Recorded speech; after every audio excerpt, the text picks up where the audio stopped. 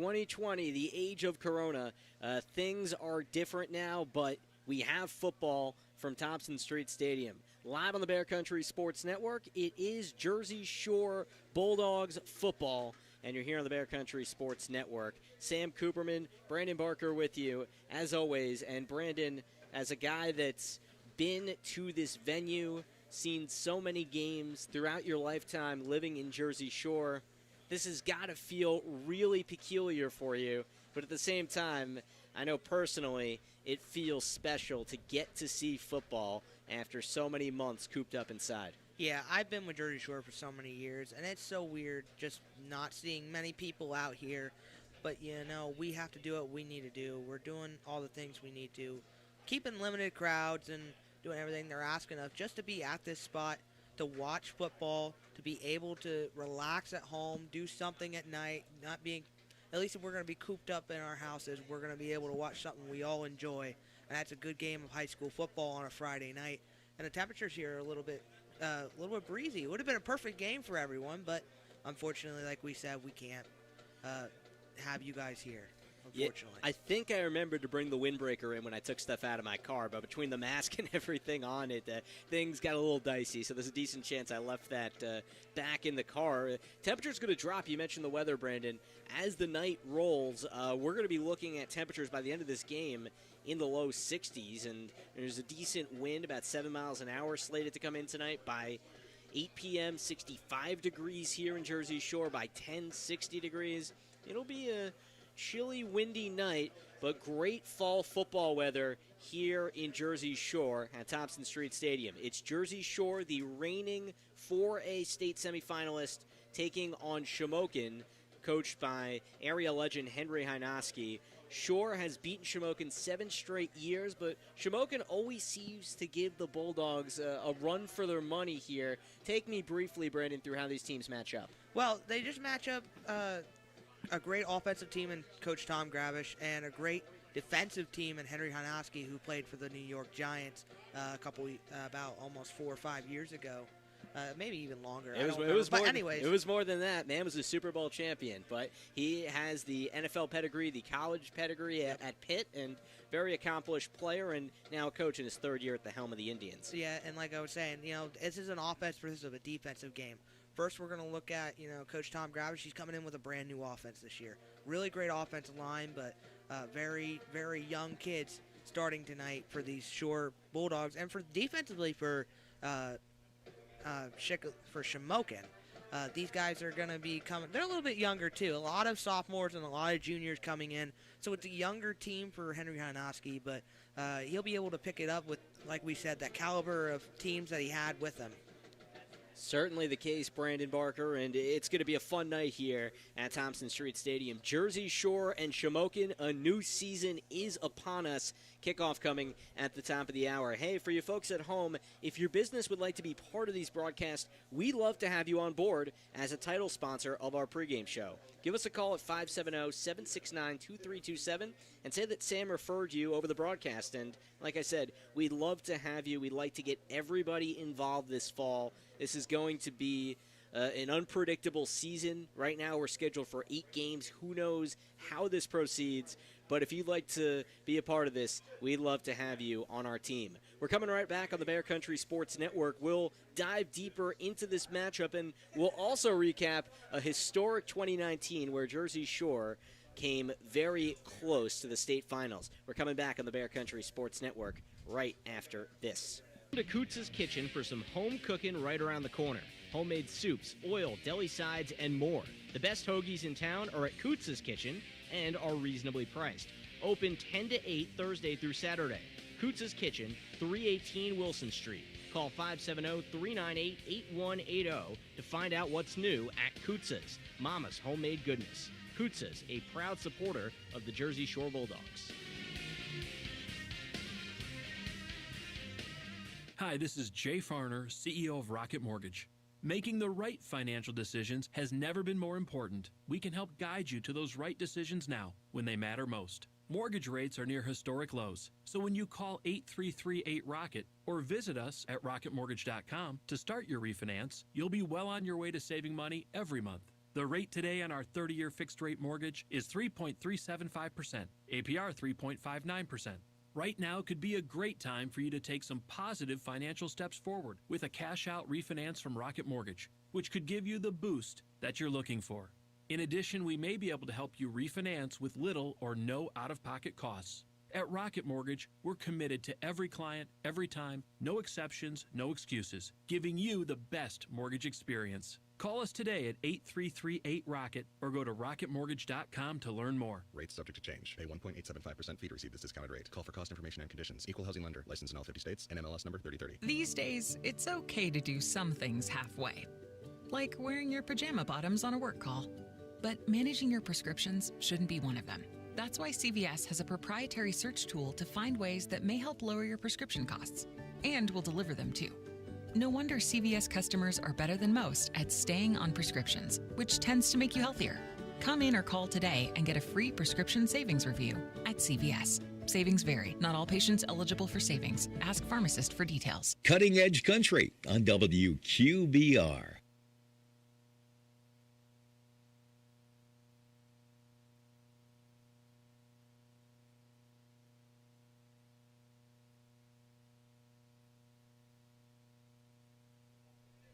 We're coming back on the Bear Country Sports Network. Sam Cooperman and Brandon Barker, we are here with you. It's happening Jersey Shore football on this Friday evening at Thompson Street Stadium. Jersey Shore and Shamokin play each other, and they've faced off really throughout this decade as being Heartland 1 Conference members, and Jersey Shore, Brandon, has notched victories in each of its last 7 contests against the Shamokin Indians, including last year's 35-14 win on the road, and that was a close one early. It was 7-7 late in the first half until Jersey Shore's 4A Player of the Year, Tanner Lorson, the All-State quarterback as a senior, ran in a 71-yard miraculous touchdown to give his team the edge, and Shore never lost that lead. We mentioned briefly before how these teams tend to have close games, and Lorson, despite that run, didn't complete that many passes against Shamokin's defense. What is it about the Shamokin team that always seems to test Shore just a little bit in these games? Well, it's because, as we've seen for the last 7 years, they've had a chip on their shoulder. They've been losing to Jersey Shore by this amount of points, and they just keep thinking every year, like, is this going to be the year where we can finally get over the hump of Jersey Shore and finally get ourselves in the position we were? Look, 2 years ago, Henry Hynoski had that team up there close into the playoffs, and they were a team to contest with, and then after that, they kind of just fell downhill a little bit, and now he's got to rebuild that back up. But last year, they did a really good job holding Tanner in check, especially when he tried to throw the ball to the receivers. Main one, Stanton Westland, he had a lot of nice catches last year. And Caden Hess, he was just starting out a little bit young. He wasn't getting as many touches as he was towards the end of the year. But we look at it here, Jersey Shore, as every year coming with a better offense, a better way to produce it. This is going to be a tricky one this year for them because defensively, they're going to be matching up against a brand new quarterback who's been a starter for the last couple of years. Brandon Weary will be making the start for Shore tonight, and we'll see how well they do together. Yeah, and we're getting things going here. Jersey Shore football hosting Shamokin here on the Bear Country Sports Network. In a few minutes, you'll hear from the Bulldog head coach, Tom Gravish, as this should be quite a game tonight here from Thompson Street Stadium. We're coming right back in just a few moments. We're going to fix one thing on our end, and then we will get you in business. You'll hear from the head man himself, and it will be quite a time this evening. We're coming back on the Bear Country Sports Network right after this. Do not go anywhere. Susquehanna Trailways is proud to support and transport the Jersey Shore Bulldogs. Let them provide transportation services for your next group outing or getaway on one of their pre-planned retail tours. Susquehanna Trailways is following recommended CDC guidelines. Check out their charters as well as their pre-planned tours, sold on a per-seat basis. These options have departures from Avis and the surrounding area. Check out their website for a complete listing of tours and services. That's susquehannabus.com. And now more Straight Talk from Straight Talk. The big wireless companies say they're the only way to get the best coverage. Because they've got like a gajillion cell towers? Something like that. But Straight Talk Wireless runs on those same towers, so you get the same great networks for up to 50% less. I wonder if they're counting that one in Kickapoo, Kansas. Oh boy. Switch today and get our unlimited plan for just $45 a month with 25 gigs at high speeds and no contract. Straight Talk Wireless, only at Walmart. Savings may vary. See straighttalk.com. When you have trouble sleeping, it's tough. When kids have trouble sleeping... Mom, I can't sleep. Dad, just one more story? For nights like this, try Vicks Pure Z's Kids. Our great-tasting gummies are specially formulated for kids with a unique blend of botanicals and a low dose of melatonin to support their natural sleep cycle. Best of all, they're drug-free and non-habit forming. Help your child fall asleep naturally with Pure Z's Kids Gummies. Consult with a doctor before use. For ages 4 and up. The Bear, WQBR. Join pregame for the Jersey Shore Football Opener 2020. Tom Gravish, head coach for the Bulldogs. A little different than we're used to. Masks on, 6 feet apart. But here we are getting ready. And Shamokin is your opening opponent, Coach. What has this process been like getting to this day when you finally get to play a football game? Well, all the way back in March, probably go March 13th when most of the schools in Pennsylvania were shut down that Friday. That next week we had some Zoom meetings with our players. We were meeting on a minimum of a once-a-week basis. Our coaching staff were meeting a couple times a week, talking. And it looked doom and gloom, throughout some of that process, like when would we be able to start? And so the kids were tickled to death when we said, hey, we think we're going to be on pace to start just workouts. Workouts we started was June the 29th. And then, then we got the news that we could start with heat acclimation, etc. in July and other workouts, and we were real pleased with that. Coach Gravish with us pregame against Shamokin is the opening night opponent in this 8-game regular season slate. As you went through that, as far as that whole process, what was the biggest area where you noticed that the layoff and the change schedule, where you noticed that maybe affecting your team in some way? Well, we like to go to some 7-on-7s. In the past, we've gone to, Penn State, West Virginia. This year, we were targeted to go to Pitt this summer and, maybe Ohio for a trip. And we couldn't do that kind of 7-on-7 that we normally do. But no one else would have been able to do that kind of 7-on-7 in a university kind of format of a tournament, playing against some serious speed teams. But we still eventually... worked on things hard in our own kind of ways that were permissible, that we were permitted to do. And so we're looking forward to it. We think our guys came in better shape than we normally see a team come in, starting on July or June 29th. We think we're in great shape. Tom Gravish with us pregame. Shamokin, the opponent tonight. What would you attribute that better shape of your team to? Well, we talked a lot about workouts, and we showed videos of, LSU workouts in Texas and Penn State. You name the team, Florida Gators, Alabama, Auburn. We tried to go into every meeting with video from their practices, and, hey, this is what some of the linemen are doing, or this is what the wide receivers are doing, or DBs, or this is just team conditioning at Texas A&M. So we kind of focused, and those kids really liked those workouts. And then we said, hey, here's where you can find them. Go explore some things. Here's what we would like you to do with your weight program, your running program, and try to supplement it with some of these drills that you're seeing from some of these schools. And, I'm not sure if we're as strong as, maybe in other years. We're not that far behind. I think the kids, they look like they were in great shape physically from lifting as well. Coach Tom Gravish joining us for our first Jersey Shore football pregame interview of the year. Shamokin, the opponent tonight. This season, of course, being very different in so many ways. You come off a couple of years of being in the playoffs, and last year having just that paramount success, getting to the state semifinals. How do those extra games and that postseason experience, How does that help this kind of team in being ready for what's going to be a pretty tumultuous stress between the lack of fans and everything in between? Well, we had to jump through a lot of hoops to get through to make it as far as we did last year. But we've been emphasizing to our kids, last year was last year. No one's going to give us any benefit or any victory or or slack up on us because of anything about last year. So this is a whole new year where we don't think we're really defending anything. We're out for new goals and new accomplishments with the league and, maybe beyond that. But there's not much pressure on us, but there were a lot of lessons to learn from last year. So we are building on that. And we did get several extra practices in playing 15 games last year. Coach Tom Gravish joining us here pregame. You mentioned this year's team, and one of the biggest areas where you have returning experience is on those lines, offensive and defensive. Last year, that was a question mark coming into the year, guys coming into new roles. This year, you have the reverse. You have all those guys that achieved at such a high level coming back for a new season. What is it like for you as a coach to have so many returners on the line?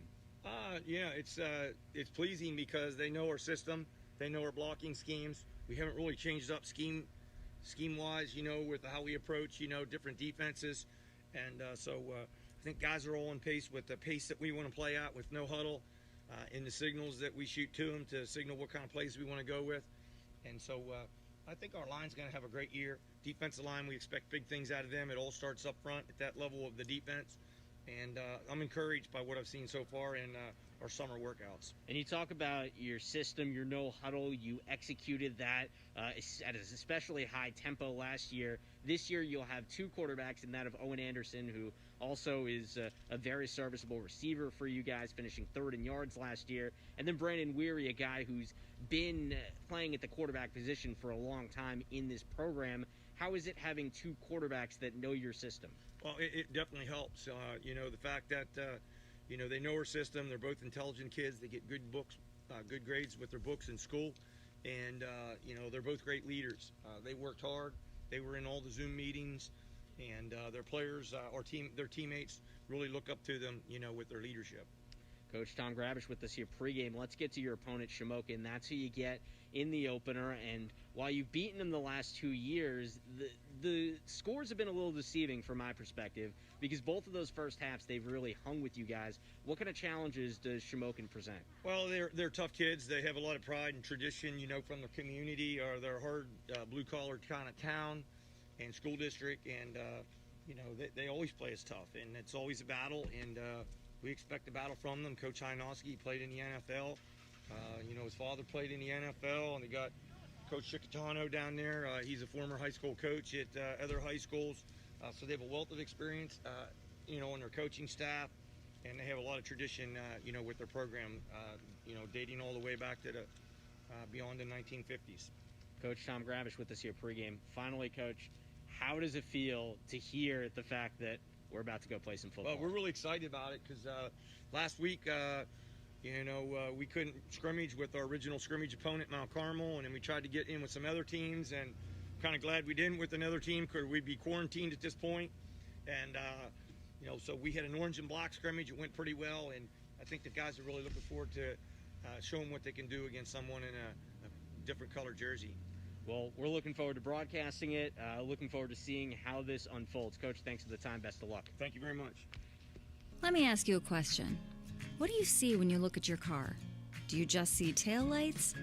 Or your dog's tail wagging when you first brought him home? Do you see 4 tires or 2 tired kids in the back seat after their first day of school?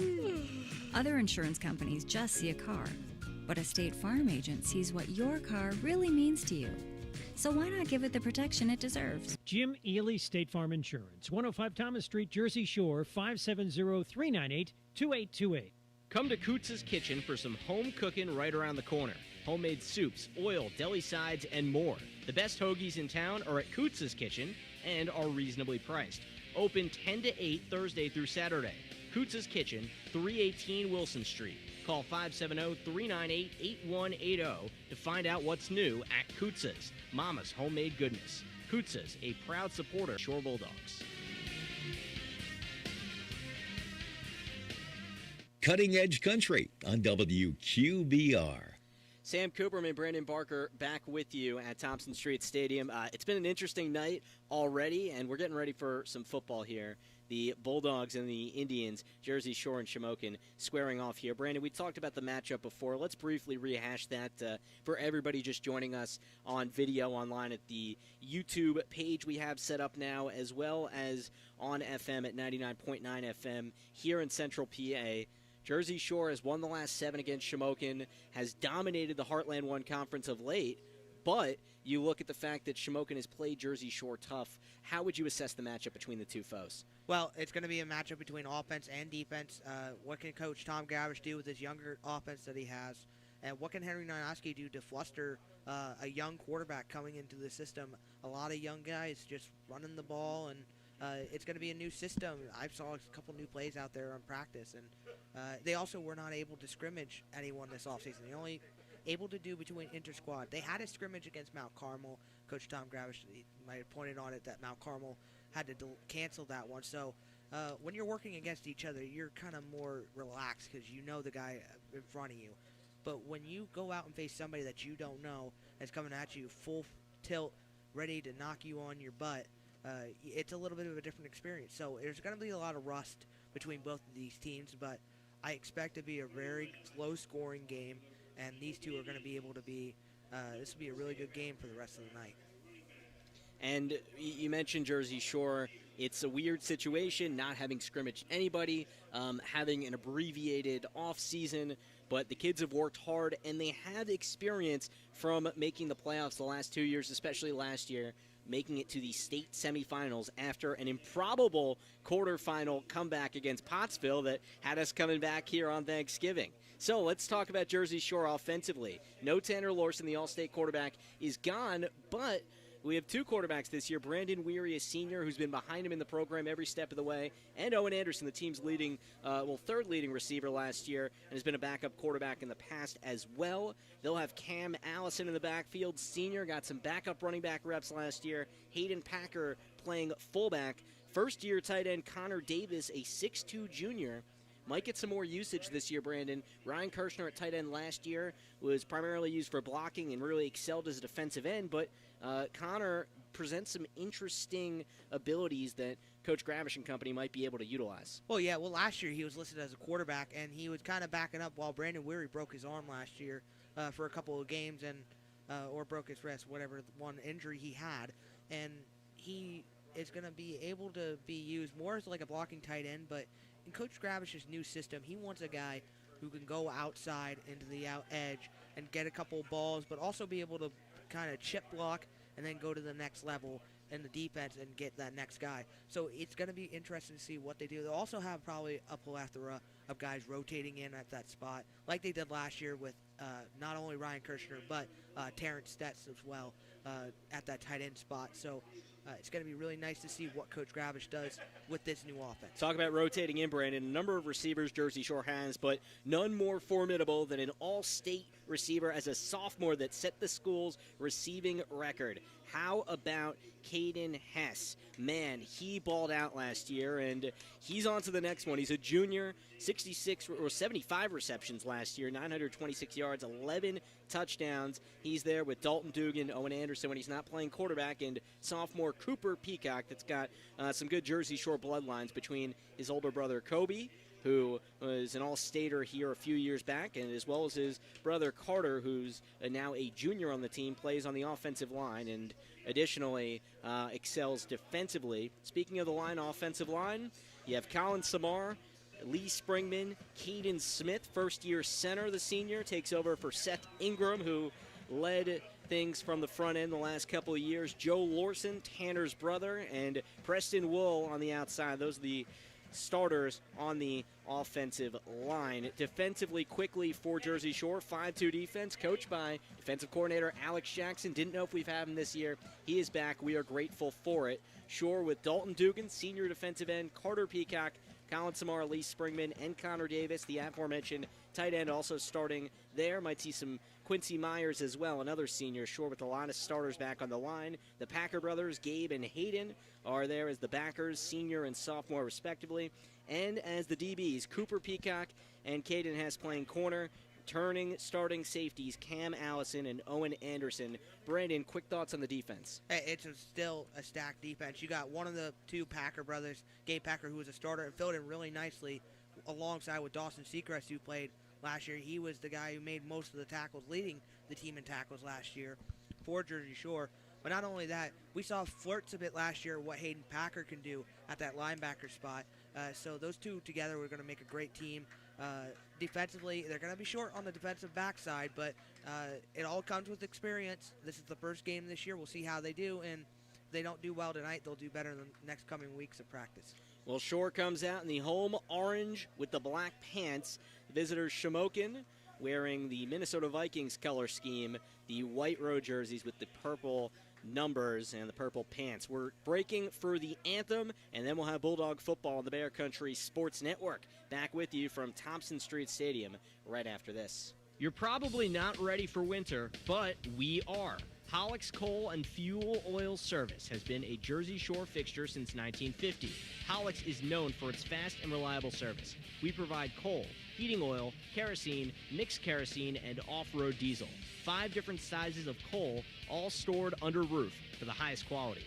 Hollick's Coal and Fuel Oil Service, 248 Locust Street in Jersey Shore, 570-398-1190, and online at hollickscoalandoil.com. It's your apartment speaking, and I need some favors. When you're singing in the shower, just try going up a key.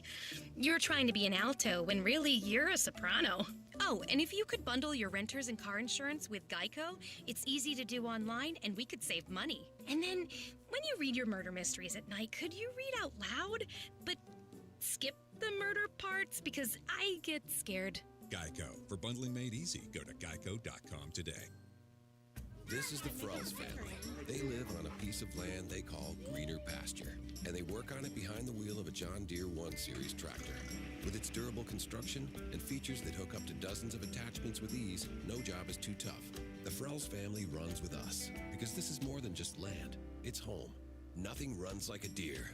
Get a 1 Series tractor for just $99 per month at your John Deere dealer today. For additional cost information, please call toll-free 855-633-2315. Ace is the place with the helpful hardware, folks. Ace, the only national retailer that carries Benjamin Moore paint. Now Benjamin Moore's premium quality and huge selection of colors will be right in your neighborhood, along with the award-winning service and advice Ace has always provided for your paint projects. Around the block, what you need in stock with people who know their paint. Benjamin Moore paint available exclusively at Avis Building Supply, Route 150, Central Avenue in Avis, across from Dairy Queen. Your local Ace location. Cutting Edge Country, WQBR, Avis Williamsport State College, 99.9 FM. Well, we don't have fans, but we have the band. The national anthem has been played. We're ready for kickoff. Jersey Shore and Shamokin on the Bear Country Sports Network. The 2020 high school football season opener in the Keystone State. Sam Cooperman, Brandon Barker with you. Brandon, Jersey Shore comes out after really having dominated the Heartland 1 Conference the last couple years. 9 straight Heartland 1 wins. The last loss came over 2 years ago in conference. That was August 31st, 2018, the second Jersey Shore football game I ever called. So it's been a long time since Tom Gravish's team has not won a conference game. And additionally, 6 straight home Heartland 1 conference wins. The last loss in conference play at home came in 2017. So this is a team that has taken care of business against conference foes. What will it take this evening as we get sunset here in about a half hour or so for Jersey Shore to knock off Shamokin? Well, it's going to take first to get some confidence under Brandon Weary's belt and get some confidence also if Owen Anderson comes out tonight as well for him. It's just going to be a plethora of people just coming together, banding together. Look, there's no crowd here. Unfortunately for all of us, we can't be out here. But this is going to be one of those times where these teams are going to have to generate their own energy, bring out their own passion in blocks. And, you know, you're going to hear the hits a little bit more. I will say that for sure. But these guys are going to go full force. And Coach Gravish, all he has to do is just make sure these guys don't keep their heads and go for a great game. Got to keep their wits about them for sure, and that's where having a team that's had this kind of experience, some extra games under their belt. In my pregame interview with Coach Gravish, I asked him the question, you have a team that's been in the state playoffs back-to-back years. You have all those extra games. How do you think it helps them in this kind of environment? And not wanting to give too much away as a coach and give too much credence to past years, he did say that it is helpful to have those extra games. Jersey Shore went 11-4 last year, playing 15 games. Meanwhile, regular season, you only get 10 of them. Meanwhile, Jersey Shore and Shamokin are out here on the field. Shore in the home orange and black, orange jerseys, black pants with the orange stripes down the side and some white on those Bulldogs uniforms. Meanwhile, Jersey Shore will be kicking off here. The Bulldogs kick off left to right. Shamokin has two deep men back there, and the Shamokin Indians will try to draw first blood this evening.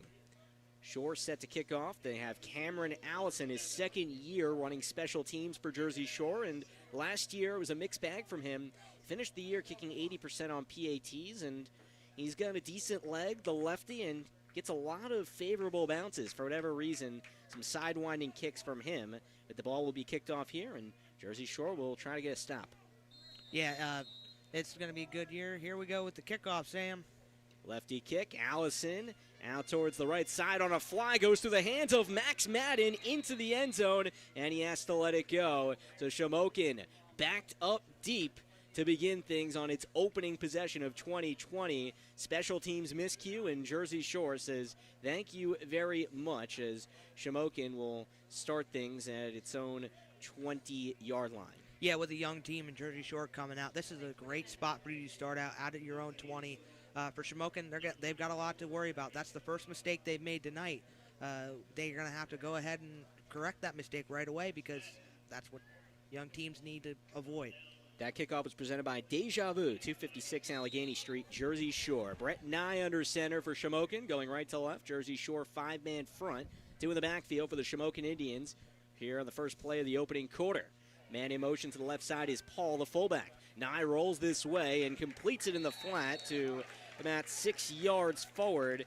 It's Aaron Frash, the junior, after a shoestring tackle is made to haul him down there. 4 yards for him, 6 yards for him, rather. Good completion to start things off for Shamokin. Yeah, another young quarterback out here, especially for Shamokin now, but a great little side pass to the corral to the running back and just kept it really small and simple in the first play. Shamokin is not an up-tempo team, very different than what Jersey Shore does. Madden and Paul side by side in the backfield, one receiver out right. Handoff up the middle on second down goes to Paul, and he is smothered. Jersey Shore, with help from Allison over the top, makes the stop, and it's Gabe Packer looked to be the first one in there for a tackle for no gain. Yeah, we'll see Gage Wilson come out here for the Bulldogs to replace Lee Springman, but that's Jersey Shore football right there. That's how Coach Alex Jackson coaches it. Smother to the ball, make sure that runner doesn't get any extra yards. They've done a really great job of that over the years. 3rd and 5, Shamokin, own 25, opening drive for them at Jersey Shore, a team they've lost to 7 years in a row. Nye under center to receive the snap from Rhode Armel. A left leg kick, sends Frash to the right side. Roll out right. Nye chased, throws into space, tipped away, incomplete. Cameron Allison on the knockaway, and it's 4th down for Shamokin. A 3-and-out for the opening stand for Jersey Shore football's defense. And that's what you want to see if you're Coach Alex Jackson. One of your senior safeties coming up and making a big play on your tight end. On that tight end, they start a 4th down and get the ball straight to your offense on the first series. Jersey Shore gets the job done defensively, a team that, for all its offensive success last year, excelled on D, allowed 23 points a game. Punter is Nye, the quarterback. He stands at his own 15. Rhode Armel to snap it off to him. Shore with Dugan and Anderson try to return. It goes to the right side, bounces at the 50. Anderson watches it ricochet, and it goes to a tailspin about the 42, where Rhode Armel gets down there to touch it. Jersey Shore left to right, own 42, getting the ball near midfield on its opening drive. Scoreless game, minute played, first quarter of the opening game of 2020. The big thing for Shore here on offense starting out is Brandon Weary's going to have a very experienced offensive line coming back for him, and he's going to have a really great protection, but first play is always tricky. You got to be able to get the ball off and be able to use your offense to your ability.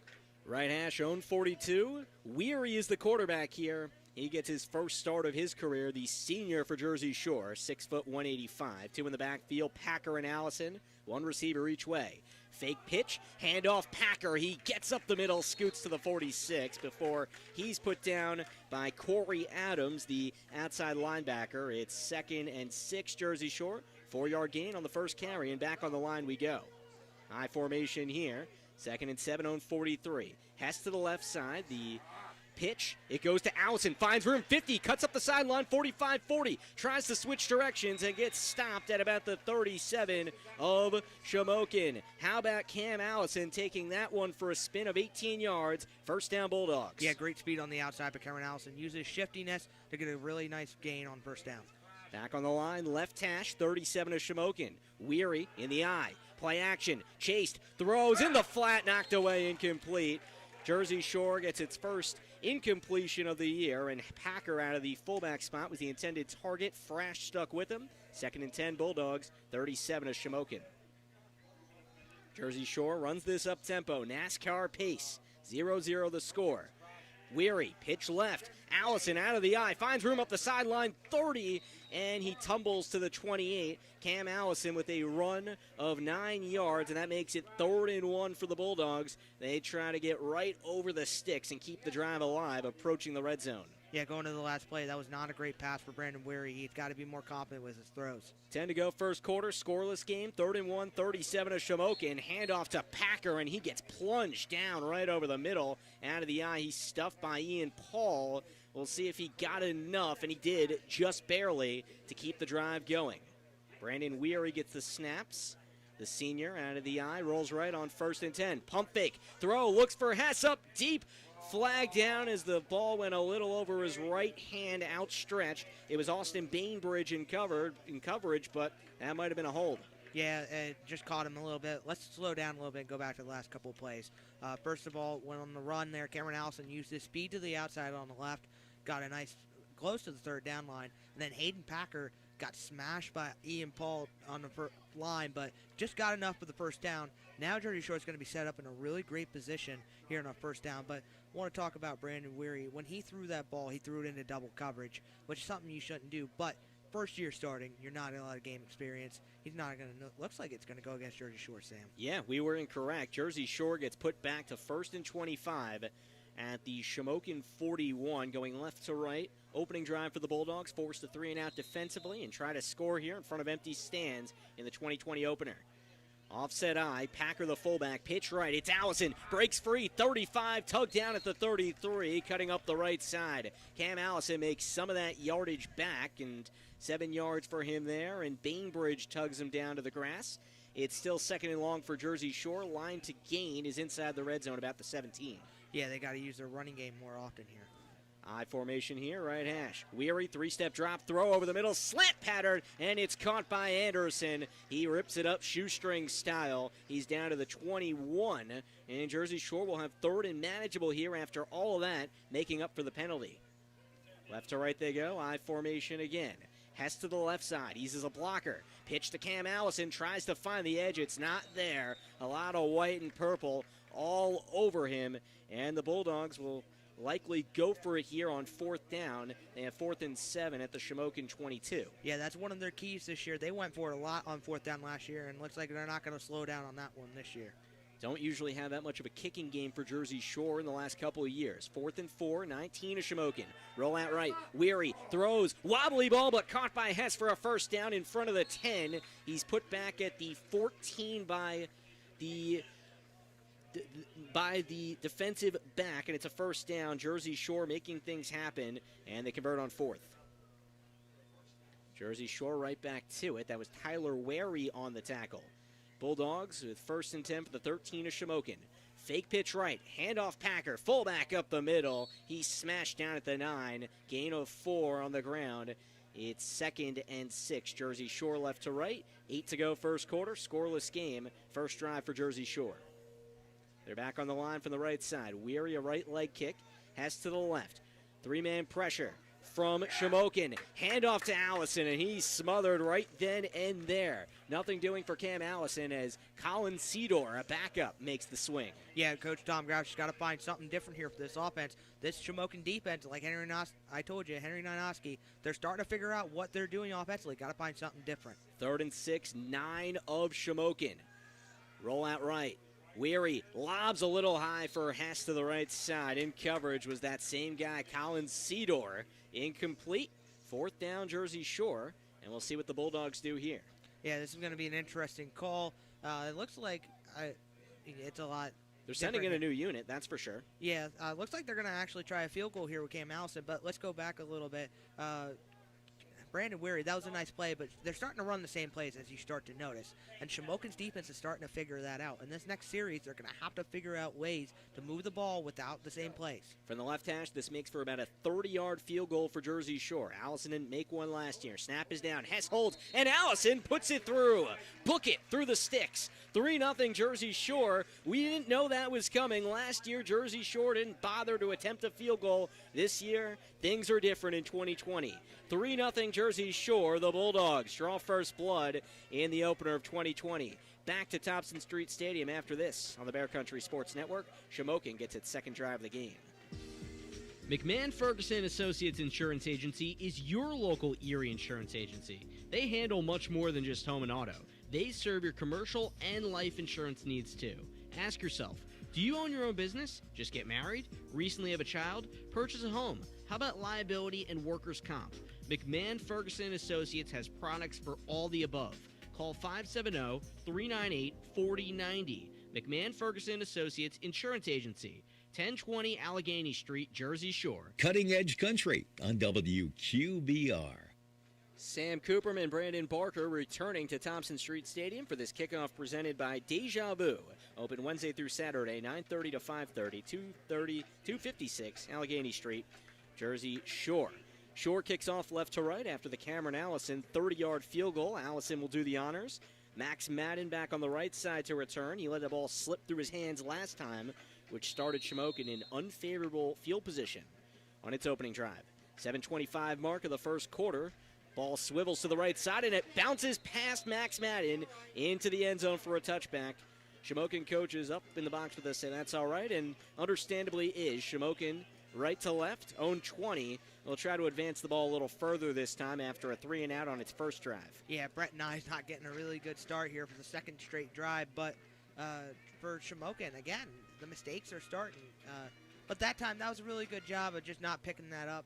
There was no need to. It was going to roll into the end zone, so great smart move by Madden there. Brett Nye, first-year quarterback, takes over for Nathan Grimes, the senior from last year. Had some big games for Shamokin, and a flag gets thrown before the play can even start. That'll be an illegal procedure or illegal substitution by the offense there. And Shamokin is backing up, and that's no bueno for the Indians. They're down 3-0. Did keep Jersey Shore out of the end zone, though, and what do you think of Brandon Weary's first drive for Jersey Shore? That's his first drive as a senior quarterback here. Yeah, that wasn't too bad, but he's got a little bit more confidence to build under himself with a couple more series down the road. 1st and 15, own 15 for Shamokin. Weary, rather, is Nye who hands it off to Matt, and he fumbles it. There's a pile on top of it, and Jersey Shore thinks it has it. The Bulldogs, they celebrate, and they have it left to right inside the red zone of Shamokin. And just like that, the first takeaway for Jersey Shore of 2020. One of the top teams last year in takeaways and not missing a step this year. Got another takeaway early in this game. Now, we were talking about Brandon Weary. This is going to be the proving point. Actually, we see Owen Anderson out at quarterback now. Anderson taking the snaps this year, a Jersey Shore team that had 36 takeaways in its 2019 campaign. Left to right, 14 of Shamokin, right on the doorstep. 4 receivers set. In motion to the right-hand side, Jersey Shore has a ball carrier going out to the 10 and cut down right then and there. Jersey Shore handing that one off to Brady Jordan. First time the sophomores touched the ball, but he doesn't get very far, and a Shamokin player is gasping for air right near the sideline. Yeah, it was a hard hit. It was a nice stick. It was a hard stick on the outside. Hope he's all right, but let's backtrack it here. Let's talk about more about Brandon Weary. You know, he's starting to build himself up, but now we see Owen Anderson out. Owen Anderson in this type of offense was only done a couple years ago, 2013, when they won their first district championship. They had a throwing quarterback and a running quarterback in the Wildcat. That's what Owen Anderson's going to probably step up to do today.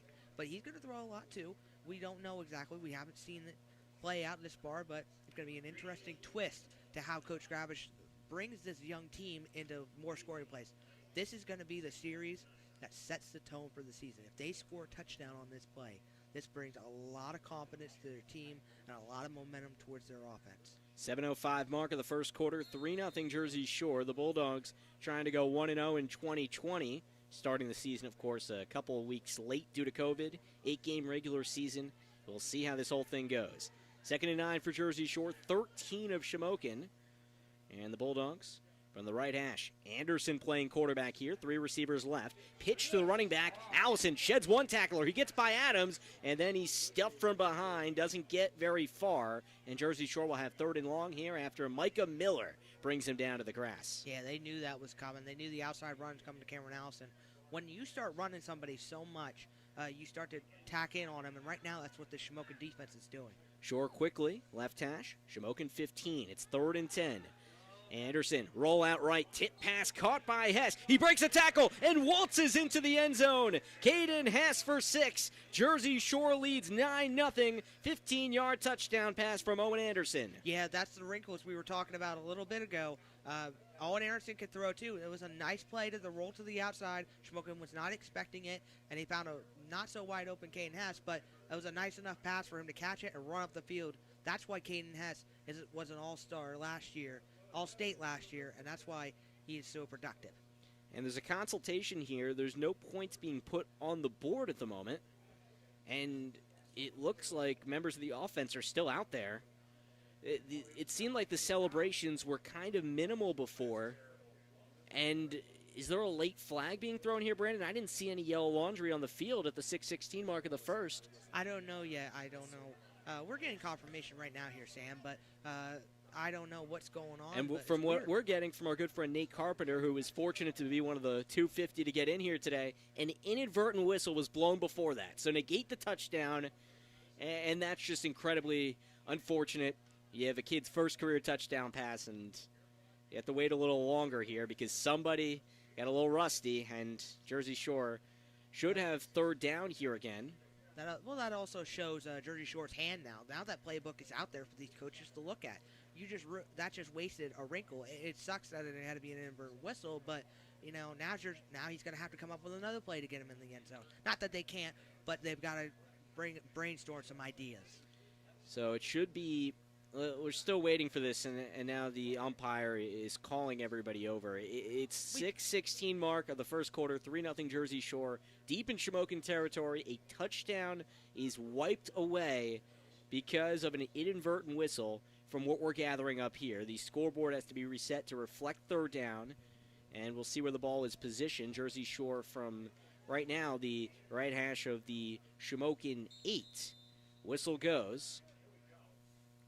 Shore, it says 4th down here. Handoff, Anderson off the pitch, up the middle. He's stuffed. They had 4th down up on the chains, but it doesn't make sense if it was an inadvertent whistle as to why that would be 4th down. And again, everyone's getting a little rust to shake off here. And Jersey Shore just comes out on defense. That was peculiar. We'll have to get confirmation on that, but looks like the Bulldogs come up with a turnover on downs after all that. Well, you know what, and we're all trying to slowly go through this. It's been a long time, but this is a great opportunity for Jersey Shore. They just forced a turnover on the last series. If they can force a safety or keep them below the 10-yard line, this is a really good series for Shore. So right to left, Shamokin owns 6 in the bunch formation. Nye the handoff to Madden, and he tumbles down right back at the line of scrimmage. A lot of orange jerseys around him. No gain for the junior running back. 2nd and 10 Shamokin, but no points for Jersey Shore. A lot more questions than answers on why that last drive ended the way that it did. But there's nothing else I can provide for you as far as further clarification on it because up here, we don't know either. 2nd and 10 on 6. Nye the quarterback under center. Radarmal, 2nd-year center. Shore showing blitz. Samar lines up right there. Run to the left side, and it's snuffed out by Lee Springman after Madden goes nowhere out to the edge. It's 3rd and long, rather. Ian Paul on the run. And regardless, Shamokin can't get any penetration offensively. Here comes Gage Wilson in for a speed rush on inside for sure. That's what they do. They rotate Lee Springman and Gage Wilson. Lee Springman's the power, Gage Wilson's the speed, but nice job of reaction there by Lee Springman to know where that ball was going. And just like Jersey Shore has preached before, swarming to the ball and making tackles. Big third down for this offense. Fast-moving first quarter for sure. 3rd and 11 on 5. Roll out right. Nye tries to throw. Jersey tugged at. Complete to Paul at his own 10, and he doesn't get any further. Allison converges there with Peacock. It's a 5-yard gain, but 4th down coming. Punt formation time for Shamokin, and the Indians come up dry after forcing Jersey Shore to a turnover on downs. Yeah, great job by Jersey Shore here to hold them to those points. But let's give a little shout out. Quincy Myers, we talked about he's going to be out here. He did a really good job pressuring Nye and making him force that ball out. Nice job of the Shore defense to get the ball back to their offense again. Shore up 3-0, 4:20 to go first quarter. Low snap from Redarmo, fielded in his own end zone by Nye. Booming punt doesn't go very far. Fielded on a fly between the numbers at the 40 for Shore, and Dugan slithers up to the 36 of Shamokin. Shore left to right. Great field position again. Last time we thought the Bulldogs had a 15-yard touchdown, but that got wiped away for reasons we cannot explain. But here we are with Jersey Shore up 3 with the ball going left to right in the opener, looking for an 8th straight victory over Shamokin. Now let's make a note of it, Brandon, where he is back out a quarterback on this series. Might go every other series between quarterbacks. 2 quarterbacks this year for sure after losing All-State quarterback Tanner Lorson. 1st and 10, 36 of Shamokin. Out at the eye, 3-step drop. Weary flings it, wobbly ball up for grabs, knocked away. Great defense there by Colin Cedor, face guarding Caden Hess, and Shore has to go 2nd and 10 here after the incompletion. Yeah, way to read that by Cedor to go up and try to intercept that ball, but also great defense by, even though he's on offense, great way to force that incomplete so it didn't go into the hands of Shamokin. Now, another big 2nd down for Shore's offense. Left hash, Shamokin 36. Shore in the offset eye. Handoff right. Cam Allison's had the hot hand out of the backfield. He springs to the 29, where he lunges forward after a gain of 7. Shore gets 3rd and about 3 here after the tackle made by William Delbo. Yeah, and right now, production-wise, they're getting it on the run game, but they've got to be able to get some big plays to the outside. Shore left to right, offset eye. Weary tries a hard count, and it looks like it worked. Flag thrown from the right side, and the Bulldogs able to manufacture a 1st down if the flag is what we think it is. Yeah, young team here by Shamokin, and they made another mistake. Brandon Weary, veteran, even though he hasn't played much, that's still a veteran move to make him jump and get him an easy 1st down for Shore and reset the chains for another 1st down. 1st down sticks at the 24 Shamokin. Jersey Shore up 3-0, 3:40 to go first quarter. Trying to get a conference win over the Indians. Offset eye for Weary. 3-step drop. Flings it left sideline for Anderson. A little behind him to the back shoulder. Not sure where it was designed to go. Ryder Zolkowski was there on the coverage for Shamokin, making it 2nd and 10, Jersey Shore, at the opponent's 24. And that play was designed to be thrown a little bit later than what it was, but still another big 2nd down. Quick to snap is Jersey Shore. 4-man front for Shamokin. Handoff on the sweep. Anderson right side. Breaks free. 20 to the 15, and he crashes over a defensive back. It was Cedor there, and Owen Anderson trucked him, and he might have enough for the 1st, and he does. 11 yards for Jersey Shore's senior stellar difference maker. Yeah, and that was a great run to the outside. A nice power to end the drive. Don't give yourself less yards. Give yourself more yards by going through the defender. At the 12 of Shamokin. 1st and 10, Jersey Shore up 3-0.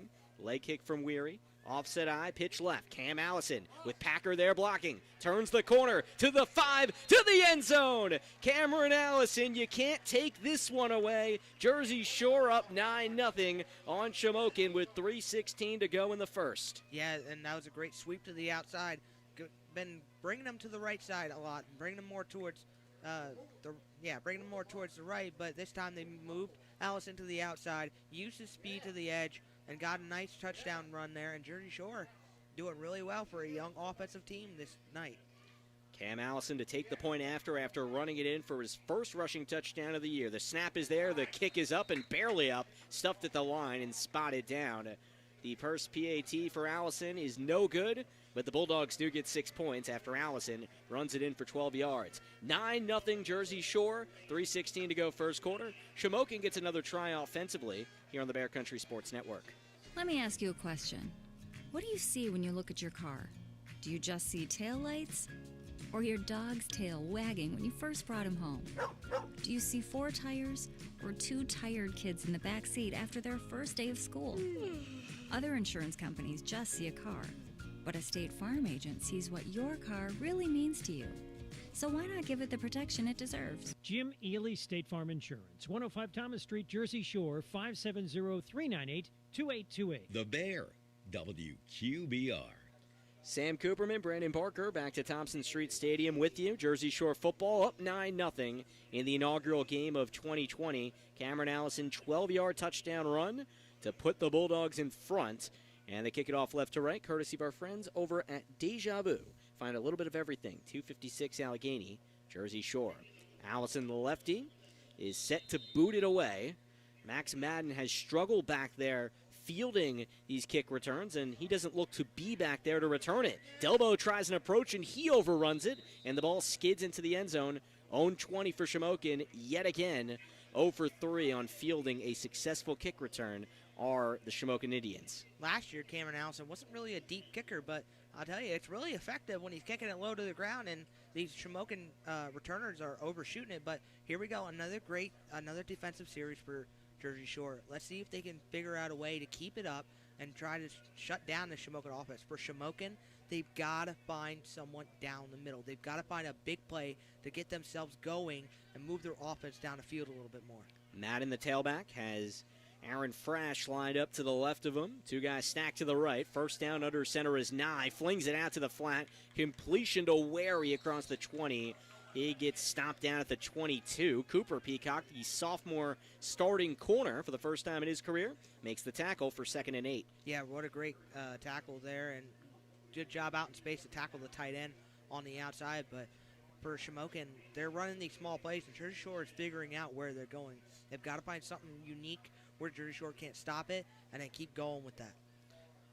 See what Nye's arm is. He's being tested. There's a little bit of wind picking up to the southwest here. 2nd and 8, on 22. Nye just throws it away, incomplete, out to the left side. Didn't even get a chance to see where that was going to. Wherever it was headed, it didn't get there. It's 3rd and 8 for Shamokin, and the Indians yet to get a first down this evening. It's interesting to see what happened there. It was either a miscommunication or he just got a little bit flustered in the pocket. Either way, it's another incompletion and a 3rd down here for this Jersey Shore defense. Shamokin tonight, let's make a note of it, has still not gotten past the 30-yard line of Jersey Shore.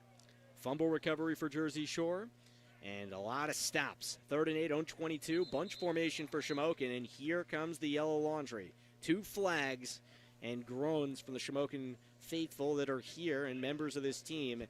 They have to back up 5 more yards, and it looked like a legal procedure or a false start. Just another mistake by a young team in Shamokin. They've got to be able to fix these before the half, because if you don't fix them now, you probably will not fix them in the 3rd quarter. And at that point, by that time, Jersey Shore could be up by another couple touchdowns. With Jersey Shore, it's very interesting to see if you have to keep yourselves on the gas pedal and keep going, or Shore will just keep doing it for you. Makes it 3rd and 13, on 17 for Shamokin. Nye drops, throws, has his man deep, but Cedor can't get there, about 5 yards in front of him, with Caden Hess playing corner for the first time in his career. The junior is there in coverage, and it's 4th and 13. What do you know, another punt for Shamokin at the 2:33 mark of the first quarter, already in a 9-0 hole. And it was a good design there, and he had him wide open, just overthrew him a little bit too much. But again, another stop here by Jersey Shore. Another chance to put Brandon Wary or Owen Anderson back on the offensive attack and get some more points on the scoreboard here before the first quarter ends. Nye's back there to send it off. Heels on his own 5. Receives the snap from Rodarmal. Fields it low. Pops it up in the air. It doesn't go very far yet again. Bounces at his own 40. Caught off the ricochet at the 47 by Dalton Dugan. And he is put down right there. 45 of Shamokin. Jersey Shore goes left to right. And 3 white jerseys were there to greet him. Yeah, and a little bit of extra stuff there between Carter Peacock and number 34 for Shamokin. That would be Maximus Madden. Got a little bit into it there much. If you're Shamokin, you cannot afford those. You've been making too many mistakes on offense. Can't give Shore more field advantage. Left to right, Jersey Shore set to move forward. Anderson is back at quarterback. No, it looks like, we'll see if that's Weary, 15 and 17. Thought it was Anderson at first glance. And it is 17. Weary takes the snap, quick handoff right side. Anderson gets the ball this time out of the sweep. Gets it to the 40, keeps going 35, and he's tugged down to the grass for a first down and a 12-yard run. How about that? Anderson at receiver. He receives it on the jet sweep, and off he went. Shore, first down, advancing upfield. Jersey Shore trying to move quickly with 2:15 to go first quarter and a 9-0 lead against their visitors. Shamokin, Weary at quarterback. 3 receivers to the left. Hess on an island to the right. Allison to his right hip in the backfield. He gets it on the delay. Allison up the middle, gaping hole. 25, 20, 15, 10, 5. Cameron Allison, touchdown number 2 of the evening, and it's all Jersey Shore over Shamokin. The score moves to 15-0 Bulldogs. 2:08 to go in the first. And we'll single out the offensive line on that one. It was a design to draw Cameron Allison up the middle, and those offensive linemen just pushed everybody out of the way. And then he just bursted up the field for a big touchdown run. Now Jersey Shore setting up a great momentum here at the end of the first quarter, not even into the second quarter yet. Bulldogs go for the point after. Allison had it blocked last time. Snap is there, high, Hess brings it down. It's tipped, but it deflects over the goalpost. 16-0 Jersey Shore, a tip assist, and the Bulldogs up by 16 points, and Shamokin has to start slow, still yet to get a first down, and then they can go from there. Back to Thompson Street Stadium right after this on the Bear Country Sports Network here on opening night. Want to sell your house? Want to buy a house? Then call the Dave Winkleman team at First Choice Real Estate in Jersey Shore. Dave's a graduate of Jersey Shore High School. He and his wife Jen live in South Avis, and the parents of 7 children, so you know the Dave Winkleman team is motivated to market your home and find you a new one. 570-295-4422. Ask Dave how he can guarantee your home will be sold in 90 days. Dave Winkleman team at First Choice Realty in Jersey Shore, ready to serve you. 570-295-4422. WQBR 99.9 FM. Jersey Shore football on the Bear Country Sports Network. What a night we've had. The sun has gone down, and the score is 16-0 Jersey Shore on the Bears. Sam Cooperman, Brandon Barker with you, bring you this kickoff courtesy of Deja Vu. Open Wednesday through Saturday, 9:30 to 5:30. Shore leads 16-0, 34-yard touchdown run by Cam Allison. And the lefty here, Allison kicks it off to the right side for Shamokin. Fielded at their own 12. Here comes Delbo on the return, tries to circle the wagons, but gets to about the 25 before Hayden Packer is there to smoke him to the ground. 1st and 10, Shamokin. Best starting field position for them tonight at their own 25, already in a 16-point hole. Yeah, and this is the point in the time when you're Shamokin, you say, hey, let's fix the mistakes now. Let's get our offense going. Let's get up the field. This Shamokin team can move against the Jersey Shore team, but they're stagnant on what they're calling and what they're going to. They've got to find confidence with Brett Nye throwing the ball, and they've got to be able to move the ball just a little bit more than what they have been recently. 2:02 to go first quarter. Shamokin has to get going. Nye lines up under center, and whistles come before things start. It looks like a timeout for Henry Hynoski's Shamokin Indians, the first timeout of the 2020 season for either team here. Brandon, let's use this opportunity to get things kind of situated. 16-0 Jersey Shore. How has this lead come about? Well, it's just been mistakes by Shamokin more than what Jersey Shore has been doing. Now, Jersey Shore's been doing a good job offensively, pushing the ball down the field, finding ways to get people the ball. Owen Anderson's been a big key for this offense, and so is Brandon Weary. He's doing a little bit more confident-wise throwing the ball. They found Caden Hess once tonight, and they've already found a running game with Cameron Allison to the outside, using his speed to the left and to the right. And on that last touchdown run, they ran him up the middle. So right now, Jersey Shore's doing a really good job running the ball. I'd like to see a little bit more passing from Brandon Weary or Owen Anderson just to get their confidence. And right now, but it's more about Shamokin. Shamokin's got to fix their mistakes, because Jersey Shore last year was one of the top teams at getting field possession inside of the opponent's 50-yard line.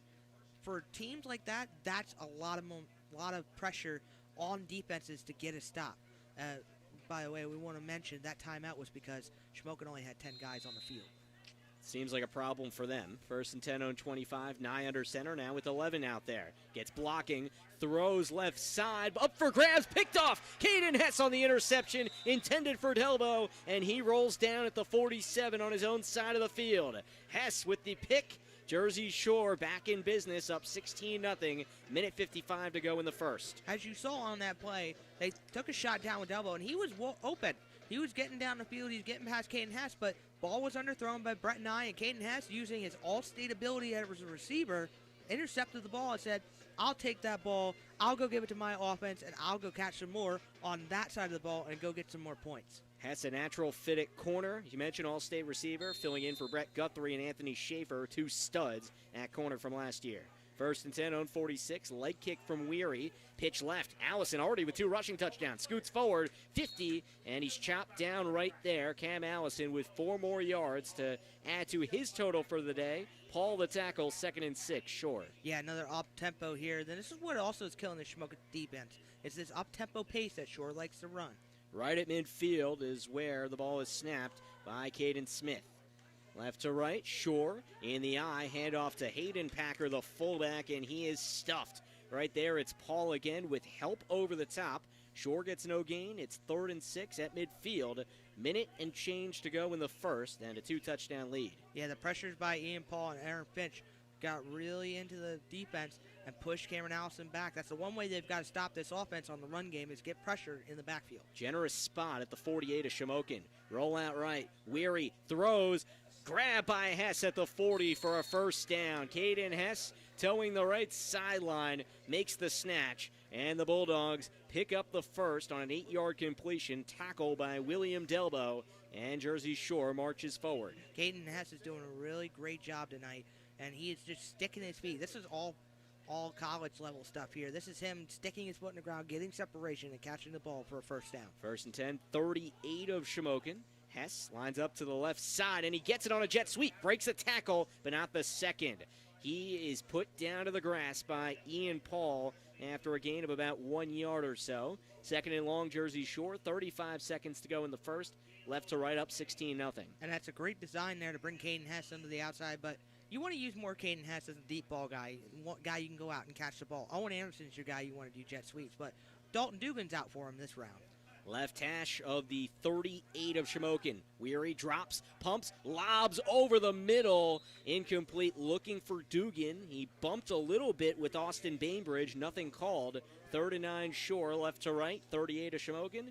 13 to go in the first, and a 16-0 lead over the Heartland 1 Conference visitors. And this is a perfect situation for Brandon Weary right now. You're 13 seconds left in the first quarter. This is like your 2-minute drill. This is how quickly can we get the ball down to go score. And right now, Coach Tom Gravish is challenging his young but old quarterback at this. Weary takes the snap on 3rd and 9. 4 receivers there with him. Flings it right. Completion to Hess yet again, but then driven back by Cedar, and he won't have enough for the first. We'll see where forward progress gets him, but from the looks of things, it's about the 36. Needed another 6 yards or so. 4th down for Jersey Shore, and the clock strikes 0 to end the first quarter. We'll see what the Bulldogs do when the fields flip and the second quarter begins. 16-0. The night moves, and Jersey Shore leads by 2 touchdowns. Bulldogs in business. Back on the Bear after this. Come to Coots's Kitchen for some home cooking right around the corner. Homemade soups, oil, deli sides, and more. The best hoagies in town are at Coots's Kitchen and are reasonably priced. Open 10 to 8 Thursday through Saturday. Coots's Kitchen, 318 Wilson Street. Call 570-398-8180 to find out what's new at Coots's, Mama's Homemade Goodness. Coots's, a proud supporter of the Jersey Shore Bulldogs. Now open, Wasson Auto Parts in the old Woolrich Mill on Schaefer Lane in Jersey Shore. Find quality OEM parts for your late model car or truck in our huge indoor facility. All parts already pulled from the vehicle and laid out on shelves for your convenience. And you'll save up to 75% off of a new part from your car dealer. 570-398-AUTO. See our parts inventory at WassonAutoParts.com. The new way to keep your car or truck on the road, do it yourself. Help from Wasson Auto Parts in Jersey Shore. The Bear, WQBR. Sam Cooperman, Brandon Barker returning to the field of play. That's Thompson Street Stadium on night number 1 of the 2020 season Shore up 16-0 to start the second quarter, dominating Shamokin in every facet of the game. Bulldogs on 4th and 7 at the Shamokin 36, go right to left. Weary, the quarterback, remains out there. The four-man front for Shamokin, and Jersey Shore might try a hard count here. They succeeded once already with that.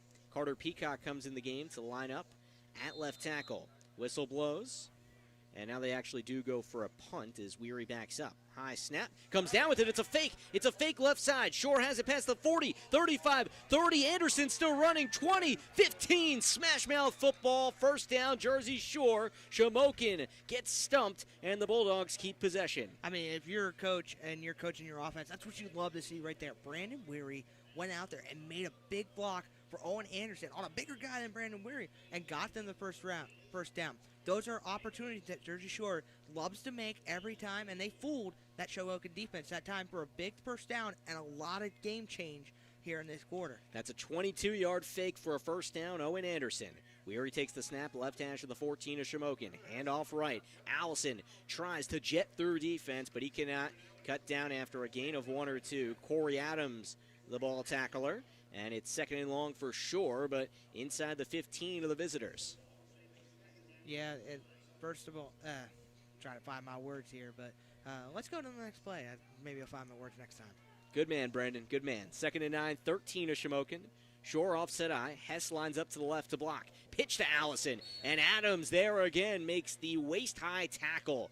Puts them down. It's third down for Jersey Shore. 11 minutes to go in the first half. 16-0 lead in hand. Adams is making some big plays for the Shamokin defense right now. Sticking the ball to Cameron Allison, making sure he doesn't get another yard. Look, Cameron Allison has done enough damage to the Shamokin defense. They just want to stop him, but eventually you stop one thing, and another thing starts going. Dugan and Hess, the receivers. Dugan left. Weary drops, throws. He wants Hess, and it's broken up. Beautiful one-handed stop by Colin Cedor. The ball was over his head on the right sideline, but he got his right fingertips on it to set up fourth down for Jersey Shore. 10:36 mark of the first half. Shore up 16-0, and Bulldogs just faked a punt last time on fourth. We'll see what they do here. This is an interesting call. You're inside of the 30-yard line. You don't really...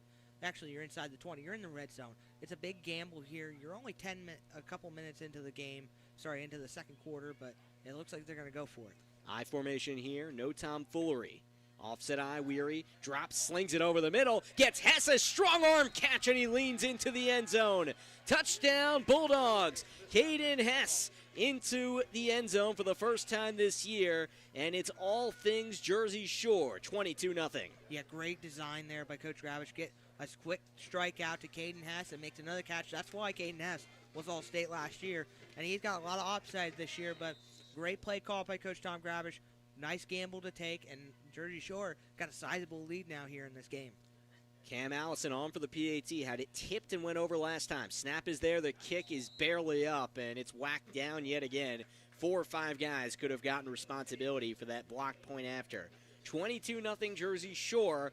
The Bulldogs score 14 yards. Brandon Weary throws his first touchdown pass of his career, and it goes to none other than All-State receiver Caden Hess. Back to Thompson Street Stadium. 10:31 to go first half. Jersey Shore up 22-0. Ace is the place with the helpful hardware, folks. Ace, the only national retailer that carries Benjamin Moore paint. Now Benjamin Moore's premium quality and huge selection of colors will be right in your neighborhood, along with the award-winning service and advice Ace has always provided for your paint projects. Around the block, what you need in stock with people who know their paint. Benjamin Moore paint available exclusively at Avis Building Supply, Route 150, Central Avenue in Avis, across from Dairy Queen. Your local Ace location.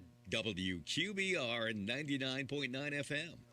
Sam Cooperman and Brandon Barker back with you at Thompson Street Stadium. It's a lot to a little already. 22-0 Jersey Shore, the reigning state semifinalists, putting in work. Shore just completing a 14-yard touchdown pass from new starting quarterback Brandon Weary, hooking up with Caden Hess for 6. Bulldogs kickoff right to left, courtesy of Deja Vu. Find a little bit of everything at Deja Vu. Here comes Allison. He has 2 rushing touchdowns and a 30-yard field goal to his name. And the Jersey Shore Football Boosters Player of the Game Award already has some players lining up for it. Allison squibs it to the right side. Is this an onside kick? Jersey Shore almost recovers it, but the ball squirts out of bounds to the right. And there is the flag for the procedural penalty. Jersey Shore almost grabbed that onside kick, and the Bulldogs had it right there. A number of guys could have scooped it up. The ball takes a funky bounce, and Shamokin catches a break. Well, with all things going Jersey Shore's way tonight, Coach Tom Gravish says, you know what, let's try something else. Let's try an onside kick. They're not going to expect it because every time we kicked it, it's been kicked down there, and they've not been able to return it. But let's talk about a little bit here. There are some fans outside cheering on these kids. Brandon Weary wasn't alone when he threw his first touchdown pass of the night. Scaffolding's put up behind the bleachers so fans can be outside of the stadium and still watch. Mount that thing to your pickup truck, and I guess that's how you do it in the Lingles parking lot back here. Jersey Shore fans are finding ways to watch the game despite COVID restrictions, and it's certainly commendable. And to the fans back at home watching and listening to us, we're forever grateful to you as the officials will put this ball down at the 47-46 of Shamokin. They go left to right, and this is their first time near midfield. A team without a first down and already a turnover and all sorts of errors. Down 22-0. And here goes Nye, the sophomore quarterback. Under center, one man in the backfield. It's Max Madden. Two receivers left. Delbo, the lone man, to the right. Paul lines up in the backfield now. He gets the handoff from the right side of the formation, and Jersey Shore stampedes him for no gain. Jersey Shore finishes its tackles well, and let's give that one to Hayden Packer, Brandon, and the sophomore slides in there for the stop. Second and long, Shamokin. Yeah, we saw it last year. He was a big key part to the rotation between him, Dawson Seacrest, and Gabe Packer.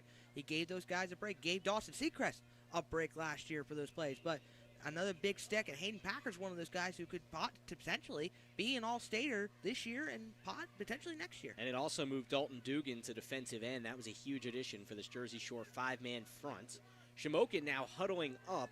Last year when Shore played Shamokin, they huddled up. Early on, they didn't. Bunch formation, 2nd and 10, own 46. Flung over the middle by Nye, and it gets broken up, intended for Paul. Hayden and Gabe Packer all there, along with Cooper Peacock, the sophomore corner. 3rd and long, Shamokin, down 22-0, 9:42 to go first half. Oh, man, you got to love football when you see a kid come up with a face full of dirt and grass in your face. That's called hard football. That's called playing with your heart tonight. And Jersey Shore, for their first game, defensively, they look solid. Cooper Peacock is doing a great job on the outside. So is Caden Hess. But also, you got to remember, they've also got some veterans in the backfield. They've got Owen Anderson, and they've got Cam Allison, who are making some great tackles. And Quincy Myers doing a really great job on that edge, who hasn't really talked about tonight, but he is making some moves. And whistles before we can get things started. We'll get some clarity on what that is. A friendly reminder, you can watch this game on our YouTube stream, and it's Bear Country 99.9 on YouTube. You search that, and you can watch this thing in addition to hearing my voice and Brandon Barker's voice. Timeout here, and it goes to Shamokin again. Tom Gravish, Jersey Shore's 9th-year head coach. Not someone that likes to take timeouts early in a game, and with a 22-0 lead, it doesn't seem like a timeout will be necessary. Let's step aside for a moment. We'll come right back for 3rd and 10 Shamokin, own 46, here on the Bear, down 22-0. Something new at Jiffy Market and Deli in Jersey Shore. Your favorite treats fresh fried. Chicken tenders, onion rings, mozzarella sticks, fish fillets, french fries now available, plus fresh-made sandwiches, meat and cheese by the pound, and party trays. Call to order food to take out only, 570-398-3499. Jiffy Market and Deli, everything you need in one place, crossing the post office in downtown Jersey Shore. 570-398-3499 for Jiffy Market in Jersey Shore. Cutting Edge Country on WQBR. Sam Cooperman, Brandon Barker, returning from Shamokin's second time out of the first half. Jersey Shore 22-0 lead at home in the 2020 opener. We're playing football in the age of Corona. 3rd and 10, own 46. Shamokin needs to get going.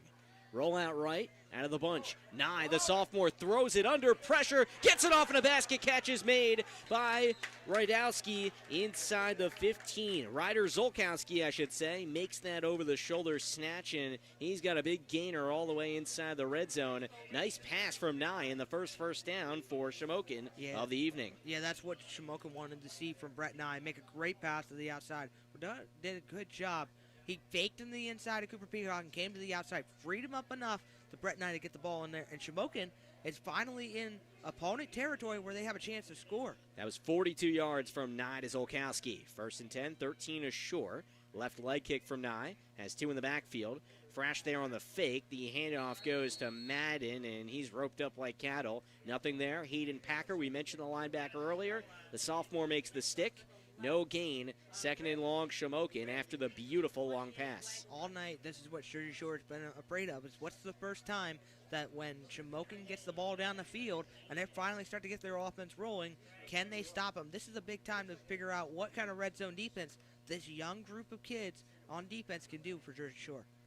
8:45 to go first half. Shamokin still scoreless, down 22-0 on the road. 2nd and 11, Jersey Shore 14 for Shamokin. Right hash. Nye, left leg kick again. Sends Frash to the backfield. Fake, bootleg left. Nye pumps, throws, intercepted in the end zone by Allison. He picked it off, read that one like a book. Intended for Paul, but Cam Allison, an absolute playmaker this evening, gives Jersey Shore the ball back. Yeah, Cameron Allison, let's talk about from last year. He had a lot of those balls thrown to him, and they just swept by him. Ian Paul's not the guy to go out there and deep and go against Cameron Allison. It was a nice play for Cam Allison, but if you're Brett Nye, you can't be making those throws. That was way too dumb of a decision to make. Cameron Allison was right there, and Jersey Shore, and plus gets the ball back. Own 20 for Jersey Shore, offset eye, right hash. Weary, handoff, it's that same guy, Allison, and he boosts forward to the 26. 6 yards for him on the stretch play to the right. 2nd and 4, Jersey Shore. Bulldogs try to keep things moving here, already up 22-0. Here in the opener of 2020. Empty crowd at Thompson Street Stadium. 2nd and 5 here. Hess blocks to the left. Pitch to Allison. Tries to use those blockers, but to no avail. He crashes down at the line of scrimmage. Ian Paul chases him down, and he gets some help by Ryder Zolkowski, the defensive back who just made that big catch as a receiver moments ago. Yeah, and Ian Paul's doing a lot of heavy work tonight, making a lot of big tackles on Cameron Allison. They've kind of bottled him up a little bit here in the second quarter for Jersey Shore, and Jersey Shore's been able to answer with the passing game. 3rd and 5, own 25. Jersey Shore going right to left. Weary rolls right, throws right, caught by Hess. Tries to make a move. 32, leans forward to about the 34. That's enough to move the sticks 9 yards. Weary to Hess. They already have a touchdown connection between them tonight, and the chains move with 7.5 to go first half. That's what Coach Tom Gravish wants tonight. He wants simple plays to simple guys and guys who can make a catch. Great play on that drive. 1st and 10, own 33 for Shore. Weary under center in the eye, handoff left. Allison tries to make a decision, but there's not much time. After 2 yards, he's trampled. Paul and company, John Kodak III also there on the tackle for 2nd and 8. Yeah, if you're Jersey Shore, this is the part of the time where you want to get things right. You want to be able to get the play call where you want it, and that was a nice little run by Jersey Shore. 22-0 lead for the Bulldogs. 2nd and 7, Weary under center. Play action pass off his back leg. Throws right side a little too far for the junior tight end Connor Davis to make a diving snatch. It's 3rd and 7 for Shore. The idea was there. The connection just a little bit off. Yeah, and it was a nice little throw, a little bit to the outside of Connor Davis, but Connor Davis is also learning in this role. First time playing tight end this year. 3rd and 7 for Shore on 36. Already up 3 touchdowns. In the shotgun, Weary throw left. Try to bubble screen to Dugan, and that gets roughed up. Nice doing by Ryder Zolkowski, calling his name a lot in the last few minutes. And Shore will have to punt for the first time today. If they do punt it, lined up in punt formation once, and that went their way on a fake on the last drive when it eventually went for a Shore touchdown. Anderson is back there as the punter, and Zolkowski, the deep man for Shamokin, on the left side. Yeah, on that play, not only was it a little bit nice job by Rosowski, but also Corey Adams did a good job flustering Brandon Weary. High snap, jump catch by Anderson, nearly blocked, but he just angles it away, and a fair catch right in the middle of the field, on 35 by Zolkowski. Shore plays defense, up 22-0, 6:44 to go first half. Bulldogs trying to further distance themselves from the Shamokin Indians. Yeah, and it took them a while for Shamokin to get started up, but now they're starting to find their playmakers on defense. One with Rosowski. They've got Corey Adams making plays now. Ian Paul, Fausch is making a lot of great plays for Shamokin, and they're giving their offense an opportunity closer to opponent territory to start these drives. Once you get closer down, you get more confidence for Brett Nye, you get more confidence for the offense, and you get yourself in great position to score, which Shamokin needs to do here soon. 1st and 10 on 35. Whistles blow. Nye in the shotgun. 2 receivers spaced out each way. Madden in the backfield to block. Chase down. Tip pass incomplete. How about Quincy Myers off the edge, tipping it to the grass. 2nd and 10 for Shamokin after the heavy pressure from Jersey Shore's 5-man front. Yeah, Quincy Myers, his first start this year, he didn't really play much last year either. I don't remember him even being on the roster. So Quincy Myers, for his first time with this team and on defensive line, he is getting pressure to Brett Nye. He's tipping passes. He's getting in the backfield, and he's doing really well for a very solid defense for Coach Alex Jackson. Jersey Shore ready to pounce. Myers is rushing off the left edge. Nye hands off on the delay. It goes to Madden, and he's smothered at the line. 5 orange jerseys fall on top of the junior tailback. No gain. 3rd and 10 on 35. Shamokin in a world of trouble with 6:25 to go first half. This is a really good defensive line here. Gage Wilson's in there at nose. You got Lee Springman and Carter Peacock, 2 of the big guys that were there in the backfield last year a lot. And this year, they're doing a really great job holding that offensive line, pushing them back to Brett Nye, and a big 3rd down here for Shamokin. And don't forget Dalton Dugan, the senior off the right side. 112 tackles for him last year. 3rd and 9 on 36. Nye in a shotgun. 2 receivers each side. Nye pressured. Peacock there. Myers there. And they conjoin on a sack all the way back at the 22. They get to their feet and clap their hands as Brett Nye gets crunched. 4th and long for Shamokin. They have to punt it away. Well, congratulations for Quincy Myers. First sack of the year. Even though it's a combined one with Carter Peacock, he helped out. But Quincy Myers pushing the defense back, getting the sack, and Jersey Shore with a lot of force on that defensive line, and getting the ball back here with some great time in the second before the second half ends. Clock rolling at 5:20 to go first half. 22-0 Jersey Shore. Shamokin punts it away. Nye, the quarterback, has to withstand Jersey Shore special teams here. High snap, reaches back to get it. Own 15, toes it directly up in the air. This barely crosses midfield. Jersey Shore had Dugan back to return, but Jersey Shore starts at its own 49. Already up 22-0, 5:10 to go first half. Yeah, and Brett Nye's not really doing a good job kicking the ball. He's not helping Shamokin's defense out a lot. He's kicking it into plus territory. Sure, close enough to be sniffing into Shamokin's territory, but another big drive by Brandon Weary. Can he lead him down and get a touchdown here with 5 minutes left in the game? I know it's only 5 minutes, but this is going to start acting like this is a 2-minute drill for this offense. And with no scrimmages before this season, only an inter-squad scrimmage for Jersey Shore. Definitely a time for a lot of teaching moments for Tom Gravish, Alex Jackson, and this Jersey Shore coaching staff. Here are the whistles. Shotgun, 2 receivers each way. A leg kick sends Anderson, the receiver, to the right, and it's a jet sweep to him. Anderson turns the corner at midfield. Here he goes. 45, still running. 40, on his feet all the way down near the 30. Owen Anderson with a mix of speed and power to accelerate for over 20 yards and a first down. Owen Anderson is that versatile guy you've been looking for years. Teams nowadays would love to have a guy like Owen Anderson. The NFL has it. San Francisco 49ers have Deebo Samuel. He's kind of like that kind of a player. He's really tough and really fast. Take it to the 31 of Shamokin. 1st and 10, Weary drops, throws, screen left. Anderson has a runway if he breaks free. 25, another broken tackle, spun down at the 18. First down, 13 yards. Weary to Anderson, the 2 guys on the quarterback depth chart, making plays for Jersey Shore, taking the Bulldogs into the red zone. That was one of the things during the pregame we had to say. Owen Anderson and Caden Hess got to pick it up for this offense this year because they got lost a lot of key players from last year. 1st and 10, 18 of Shamokin. Weary a leg kick, shotgun. Allison to his right hip. 1 step to the right, throws it a little behind Anderson, but he gathers it near the 15, and he takes a tumble just past there. Owen Anderson adds a few more yards to his stat line. Just when you think one guy is the player of the game candidate, Owen Anderson is making some plays too. It's 2nd and medium for sure after the Colton Lynch tackle. Yeah, this offense is just handing out plays everywhere. They're pulling them out of a bag and just throwing them on the floor right now. 2nd and 5, right side, Jersey Shore. 13 to Shamokin. Delay handoff, Cameron Allison. Dirt flies up as he's brought down immediately.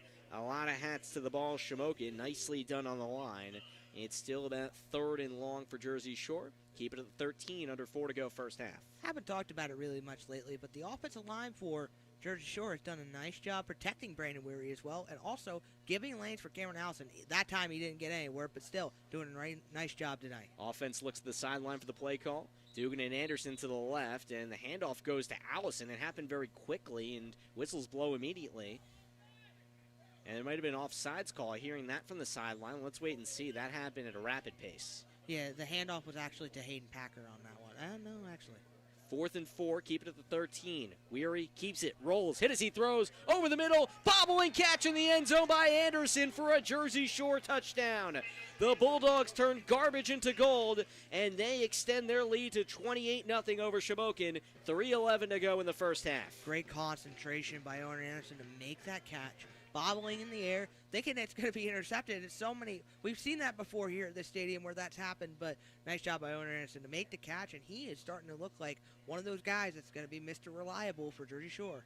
We talked about Shamokin keeping it close in recent years. That is not happening in the first half, I'd venture to say. Point after, Cameron Allison.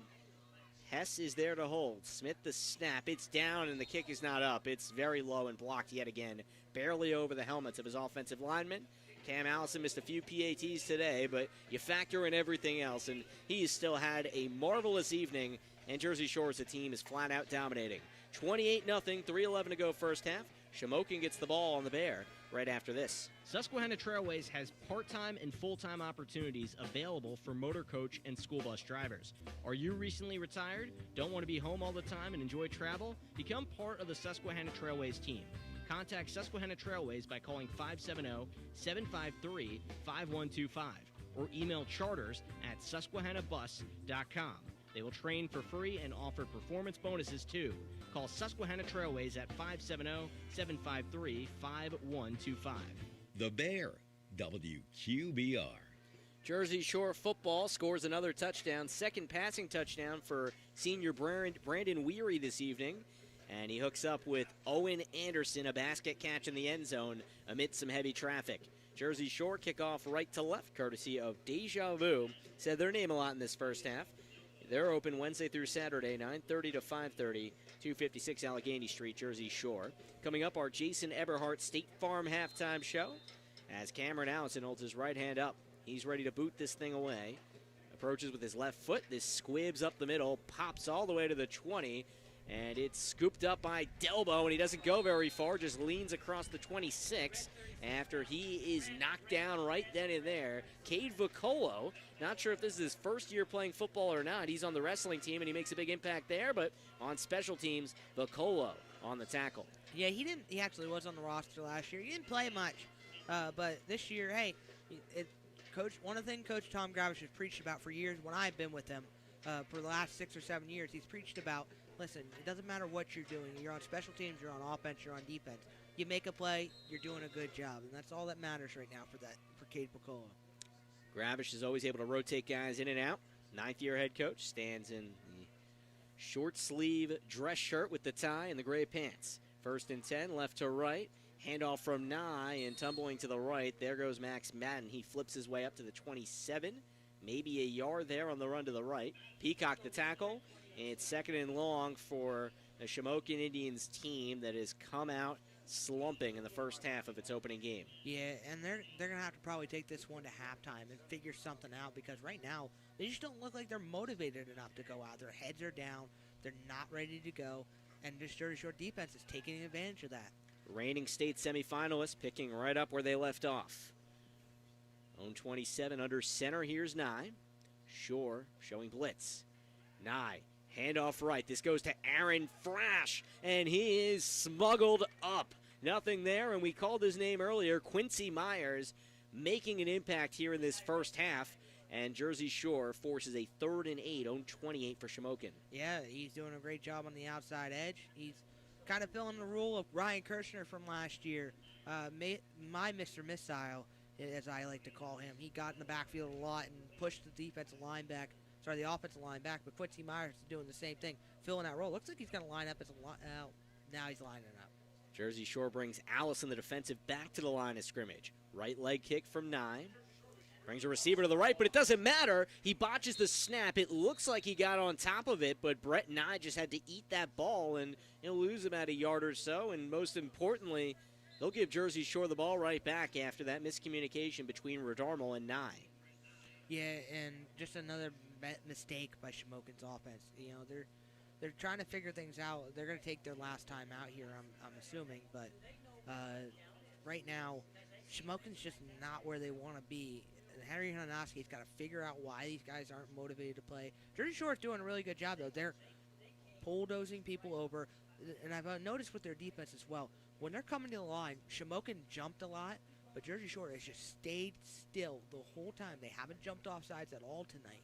I haven't seen a flag called on Jersey Shore for a lot of things tonight. They're doing a great job at executing all phases of this football game, and that's what Coach Tom Gravish wanted out of this team just to begin with, because they're so young and they're so inexperienced. 1:41 to go first half. 4th and 9, own 26. Shamokin will punt it to Jersey Shore, and Shore is one man back deep. Owen Anderson stands around his own 47, and he's ready to return.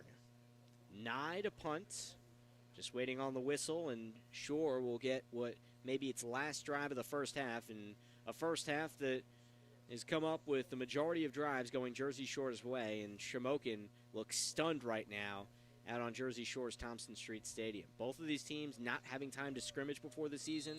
Shore's scrimmage got canceled against Mount Carmel, but the Bulldogs looked tough early. Redarmo to snap. Nye fields it, kicks it away, tails to the right. Anderson retrieves it, and off he goes. Past the 50, 45, breaks the tackle, 40, runs over a defender. Flag is thrown as he smashed down at the 35. Maybe coming back, but for now, a tough run of 15 yards on the return by Owen Anderson. Yeah, Owen Anderson's doing a nice job. He's bulldozing through people tonight. He is going to be a bulldozer all season long. That's what we're telling for right now. But whatever this penalty is, it's going to hurt him just a tiny bit, but I don't think it will. Jersey Shore right now, like I said earlier, just executing on everything. And Owen Anderson is leaving where a lot of these people like Anthony Schaefer and Stanton Westland left off last year. And, you know, just making plays wherever they can and however to do it. Owen Anderson right now is looking pretty good to our player of the game. But there's a lot of people on that mix too, but he's inching himself away closer and closer. Jersey Shore will go right to left. Bulldogs have scored 4 touchdowns this evening, 2 rushing touchdowns by Cam Allison, and Weary has thrown 2, 1 to Caden Hess and another to Owen Anderson. And the Bulldogs have found a number of different ways to really dominate this Shamokin team. Well, we got that penalty, Sam, will explain how it's roughing the kicker. Got a little bit too much. You can't do that on plays. You can't hit the kicker. You can't tackle him or anything. It's one of the rules here in this game for this. Yeah. And Jersey Shore goes right to left. The 41 of Shamokin. Bulldogs up 28-0. Well, we'll check that. They'll re-snap it from there. 1st and 10 from there. My mistake.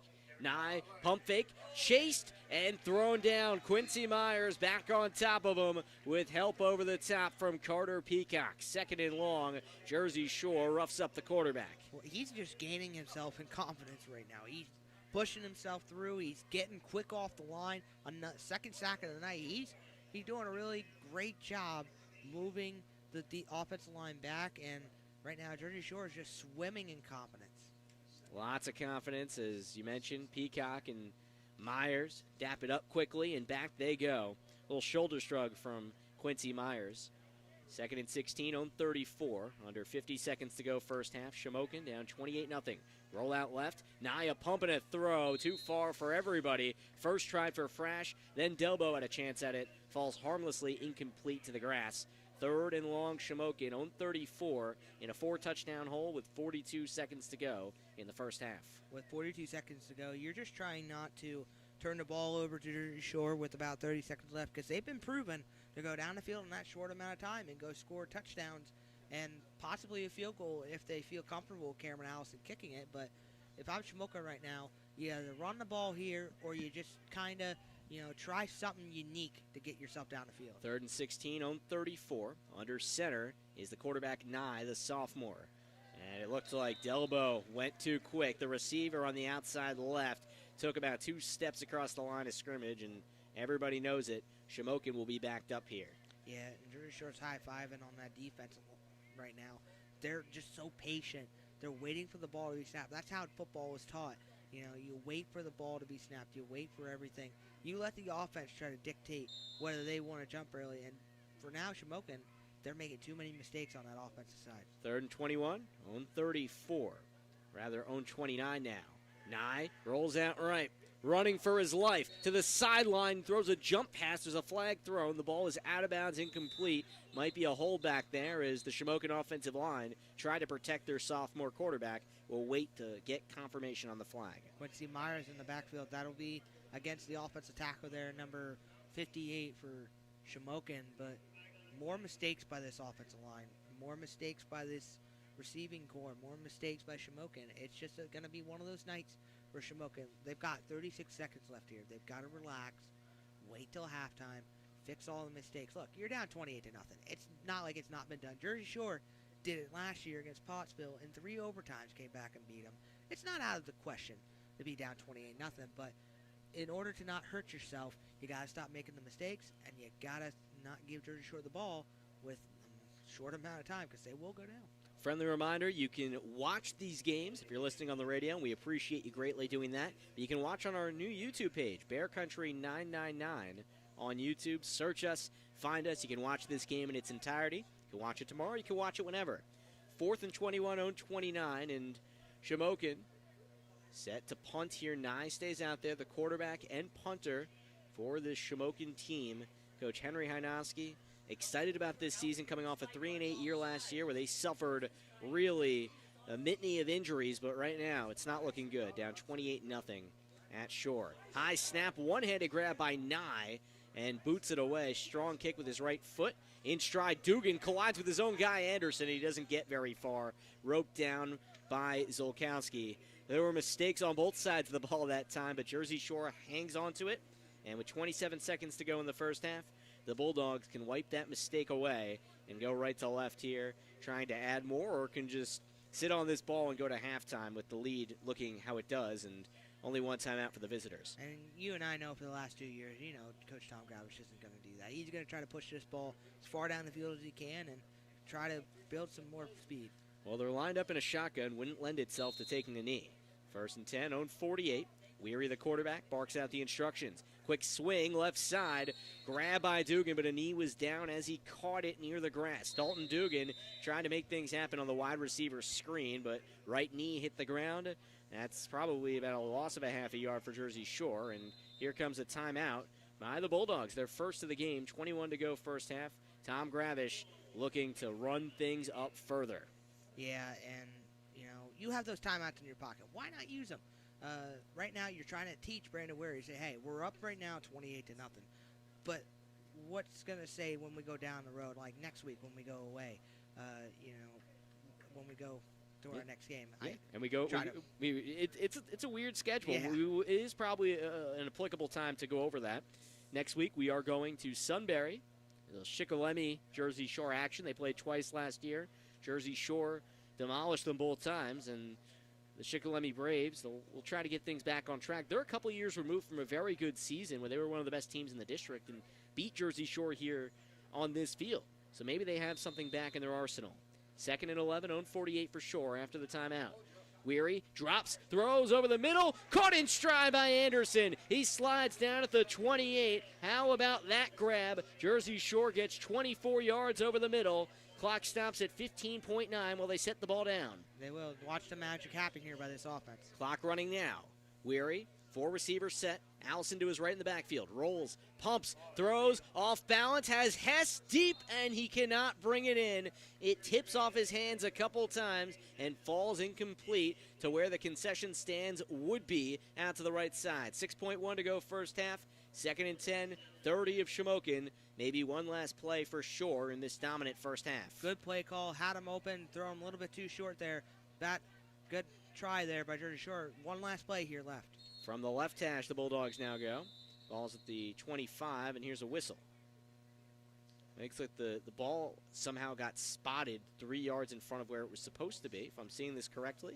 That's what happened. I don't know how the ball got spotted in the wrong place in the first place, but we'll chalk it up to opening night jitters. 2nd and 10, 30 of Shamokin. Weary, back to pass, facing pressure, throws, looks for Dugan, intercepted with the flag by Zolkowski, back at his own 5, runs past the 20, up the right sideline, and he's smothered from behind near the 30. Dugan didn't have a shot at that ball. Time expires, there is that flag. It might be on the defense, and it might give Jersey Shore one last play here in this first half, already up 28-0. You can see how upset he is. He knows he pushed off, and he had a big interception. That would have been something that would have put a lot of pressure on Shore and say, give Shamokin an opportunity to go into halftime and say, look, we've got a great opportunity. We just got an interception. We just stopped a team on offense. Now we can finally get the ball back and get it. Actually, I believe Jersey Shore receives the ball in the second half, but still, that's enough to push you over the edge and say, all right, we can do this. We can get back in the game. And right now, you're going to give Jersey Shore an opportunity to go down and get another play and get another touchdown or a field goal or whatever Coach Tom Gravish decides in this next play. Yeah, and as you mentioned, Jersey Shore will get the ball to start the second half. And the Bulldogs go over to the sideline to consult with Coach Tom Gravish. Looks like an untimed down is what we will get here, Brandon Barker. And then after that, we'll go to halftime, brought to you by our friend Jason Eberhardt over at State Farm. It's on the High Street Hill, and you can call them 570-865-5191. Shore up 28-0. First half almost done, but Jersey Shore tries to go out with a bang here. Brandon, we mentioned it briefly, the way this schedule is going to work this year, 8 games, but 4 of them go against Shikellamy and Central Mountain between home and homes between the two schools. Very different schedule. The last 2 years, Shore's just played a reciprocal schedule. It's not going to be the case this year. Very different. How do you see things going, just going back and forth with some different opponents and a different kind of style? Yeah, and it's going to be, when we take from one matchup, it's like the NFL. If people watch the NFL, there's 2 games in a row. Teams learn from the first experience, so it's just going to be a weird schedule to hash out, but they'll get through it. 1st and 10, untimed down, 20 of Shamokin, final play of the half. Weary with an empty backfield, steps up, throws, up for grabs, tipped away. Great defense by Colin Seedor as Cooper Peacock tried to make a play on that ball, but he could not come up with it. Jersey Shore up 28-0. A happy team of Bulldogs sprint to the locker room, and we bring you halftime coverage right after this on the Bear Country Sports Network. Hi, I'm Lock Haven Director of Community Life, Casey Campbell, asking you to fill out your U.S. Census. It's a completely anonymous, one-page form that has a huge impact, determining exactly how much money our area will receive to provide job training, healthcare services, new schools, roads and bridges, and so much more. Please complete your 2020 census now. Go online to my2020census.gov, return your mail-in form, or call 844-330-2020. Hurry, census takers could be knocking on your door soon. Susquehanna Trailways is proud to support and transport the Jersey Shore Bulldogs. Let them provide transportation services for your next group outing or getaway on one of their pre-planned retail tours. Susquehanna Trailways is following recommended CDC guidelines. Check out their charters as well as their pre-planned tours, sold on a per-seat basis. These options have departures from Avis and the surrounding area. Check out their website for a complete listing of tours and services. That's susquehannabus.com. Capital One checking and savings accounts have no fees or minimums, and a top-rated banking app that lets you manage your money anytime, anywhere, even from your favorite hiking trail. With Capital One's app, you can check your balance, deposit checks, pay bills, and transfer money from wherever you are, anytime you want, even when you're cooking dinner. Open a fee-free checking or savings account online in about 5 minutes. This is banking reimagined. Capital One, what's in your wallet? Consumer accounts only. Approval required. Terms apply. Capital One N.A. member FDIC. Let me ask you a question. What do you see when you look at your car? Do you just see taillights? Or your dog's tail wagging when you first brought him home? Do you see 4 tires or 2 tired kids in the back seat after their first day of school? Other insurance companies just see a car, but a State Farm agent sees what your car really means to you. So why not give it the protection it deserves? Jason Eberhardt, State Farm Insurance, 265 High Street, Jersey Shore, 570-865-5191. Cutting Edge Country, WQBR, Avis Williamsport State College, 99.9 FM. Back to Thompson Street Stadium, and a one-sided first half goes the way of the home team. Jersey Shore up 28-0 over the visiting Shamokin Indians here on the Bear Country Sports Network and streaming on YouTube. through Bear Country 999 on YouTube. You can watch this thing, and as of now, we plan to do that for all the home games. Hopefully we can get those on the road as well. Just like everything in 2020, there's uncertainty, but we'll do everything we can. And speaking of uncertainty, we didn't know what our internet connection would be coming into this evening's affair, as the skies are now completely dark and the wind picks up just a smidge, and we didn't know what that would look like. But credit to River Valley Internet for what they did in coming here this morning. They got it taken care of so we can come to you clearly, loudly, functionally, and we can get some football coverage. So we appreciate you, River Valley Internet, and we appreciate what Jersey Shore is doing right now, Brandon, because this is an absolute rout. It's never over, but Jersey Shore is up 4 scores, gets the ball to begin the second half, and really hasn't made errors tonight aside from a few botched PATs and some other special team stuff. It's been a one-sided affair. Yeah, and right now for Shamokin, they've got to go into the halftime lock. They got to go in the locker room and say, hey, you know what? We know it's the first game, and we could play rusty, but all the mistakes we've been making, the false starts, the offside penalties, the turning the ball over, throwing behind receivers, that's not acceptable in this type of game. Look, we had a 1 quarter to fix those mistakes. In the second quarter, they just continue to arise. And if Shamokin goes at the pace that they're going right now, they're going to end up in a hole that they can't get out of. Right now, 28-0 is not a bad score. We've seen a bunch of teams come back from 28-0. But right now, Shamokin's got to be, precision-wise, they've got to come and say, hey, we've got to be on the ball. And for Shamokin, they've got to also find different ways to get balls to other people. You can't just sit there and throw the ball to flat and then decide that, okay, we're going to try a deep ball, and then Jersey Shore's got that covered every time. And, and then you run the ball and it's not working, but then you go back to the same flat play that Jersey Shore already knew.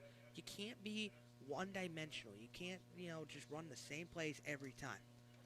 Well, we'll do a scoring recap here as the opening half has come and gone. Jersey Shore up 28-0. The scoring started out with the first field goal Jersey Shore has taken in several years, Brandon. The last time a Jersey Shore kicker nailed a field goal was the great Cameron Griffin a couple of years ago. Last year in the Bulldogs' 11-4 season, when they got to the state semis, they did not take a field goal. That wasn't in the arsenal, but Cam Allison was the kicker last year. He comes back this year, and his leg got stronger, whatever reason. He's able to kick them now, and he stuck a 30-yarder between the sticks, and that was quite a way to start a game, Brandon. What did you think of that? Because I personally was shell-shocked when they sent him out for it, and I was more surprised that he made it with such ease as he did on the opening field goal. Well, everything gets better with age, and it shocked me as well. I didn't expect Jersey Shore to come into this game and kick the ball that much. I didn't expect them to go for field goals, and I didn't know how Cameron Griffin was if he was even gonna be the kicker this year. Maybe they had found somebody different. But you know what? Cameron Allison stepped to the plate, kicked a 30-yarder, brought some confidence in his leg, and showed Coach Tom Gravish to say, hey, start using me more often in these late game situations when we're down by 3 points or we're tied, like last year at Pottsville. When they played that game, there was no chance they were ever going for a field goal. It was either a touchdown or nothing. And this year, they can have that confidence to say, hey, if we're tied, we can go for a field goal or we can go for that late game score. So as of right now, they're just, Jersey Shore offensively is doing everything they need to do. Executing very well, throwing the ball when they need to, running the ball with Cameron Allison, and when that gets stuffed up, they go back to the passing game. Offensive line is taking care of their blocks. They're making sure Brandon Weary does not get touched. I haven't even heard one Shamokin defender even give Brandon Weary a sack. I haven't even seen Brandon Weary on the ground that much tonight. So great job out of this offensive line to do their job, make sure, and this is the one piece that Jersey Shore was bringing back this year was offensive line. And let's give credit for Preston Wool stepping in and tackle this year for Eddie Woodring, who was the starter last year and is no longer the starter this year for some reason. But he stepped up to the plate, and it's good to see Preston and all those offensive linemen stick their blocks tonight. Jersey Shore up 28-0, dominating Shamokin. Touchdown recap. Cam Allison had the first two on the ground after knocking in that field goal. First ran one in from 12 yards out, then 34 yards. He's looked explosive on the ground tonight. What do you make of the way Cam Allison, we talked about his kicking, but the way he's been able to run the ball and find holes? Well, since we first started calling him, I think it was the Southern Columbia game, we first really started to notice Cameron Allison's talent. He got speed on the outside, but he couldn't build that power. Now he has the power ability. But if you also look into Jersey Shore's offense, you got Owen Anderson, to take some pressure off of him. You're not just looking. That's what's been Jersey Shore for a couple of years. Last year they had Josh Malicki in the backfield carrying the ball as much as he can. And then you also had, 2 years ago, Kyle Tome, running the ball so much. And, teams were starting to focus in on him. It's great to see that Jersey Shore has more than one weapon they can use to run the ball. So when Cameron Allison, like we saw earlier on that scoring drive, he just skirted up the middle because nobody was paying attention to him. And we talked about Brandon Weary, the senior QB. Him and Owen Anderson were QB1 and QB1A on the lineup posted at JerseyShoreFootball.net that Coach Tom Gravish puts out every week. We didn't know if it would be a series-by-series thing, but evidently Gravish has liked what he's seen from Weary, which allows him to keep Anderson out as a wide receiver and use him in a variety of ways, which makes Jersey Shore a harder team to defend. The Bulldogs have displayed that. Weary, 2 touchdown passes, one to Caden Hess, another one to Owen Anderson. And he's throwing the ball pretty well. We mentioned he hasn't hit the ground too much, that Jersey is looking clean and pristine. But Jersey Shore in business offensively. And we will go to break, and when we come back, we'll have somebody else to tell you about this 28-0 Jersey Shore lead. Who is it? Well, we'll have to keep you on your toes a little bit. We're coming back with a surprise. Jersey Shore giving Shamokin a surprise 28-0 domination at Thompson Street Stadium. Come to Coots's Kitchen for some home cooking right around the corner. Homemade soups, oil, deli sides, and more. The best hoagies in town are at Coots's Kitchen and are reasonably priced. Open 10 to 8 Thursday through Saturday. Coots's Kitchen, 318 Wilson Street. Call 570-398-8180 to find out what's new at Coots's, Mama's Homemade Goodness. Coots's, a proud supporter of the Jersey Shore Bulldogs. These days, it's okay to do some things halfway, like wearing your pajama bottoms on a work call. But managing your prescriptions shouldn't be one of them. That's why CVS has a proprietary search tool to find ways that may help lower your prescription costs, and will deliver them too. No wonder CVS customers are better than most at staying on prescriptions, which tends to make you healthier. Come in or call today and get a free prescription savings review at CVS. Savings vary. Not all patients eligible for savings. Ask pharmacist for details. Do business more powerfully during Dell's semi-annual sale. Save up to 45% on Dell computers and servers with Intel Core processors. It's time for you to upgrade to new modern devices with Windows 10. Also, save on electronics and accessories, plus free shipping on everything and special financing with Dell Business Credit. Call 877-ASK-DELL to talk to a Dell Technologies advisor who can help you find just the right tech. That's 877-ASK-DELL or visit Dell.com/business deals. Ace is the place with the helpful hardware, folks. Ace, the only national retailer that carries Benjamin Moore paint. Now Benjamin Moore's premium quality and huge selection of colors will be right in your neighborhood, along with the award-winning service and advice Ace has always provided for your paint projects. Around the block, what you need in stock with people who know their paint. Benjamin Moore paint available exclusively at Avis Building Supply, Route 150, Central Avenue in Avis, across from Dairy Queen. Your local Ace location. WQBR 99.9 FM.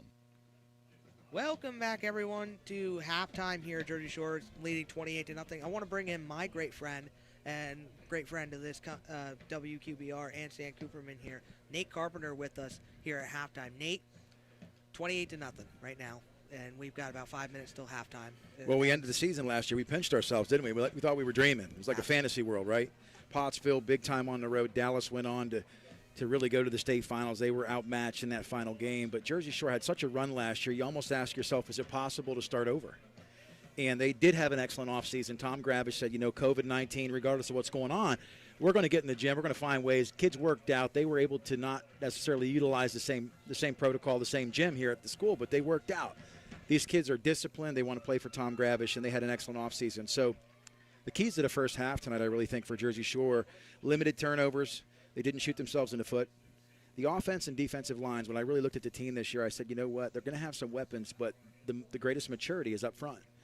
Shamokin wasn't able to get the running game going, which really didn't set up the pass other than the double route to number 13 in the first half.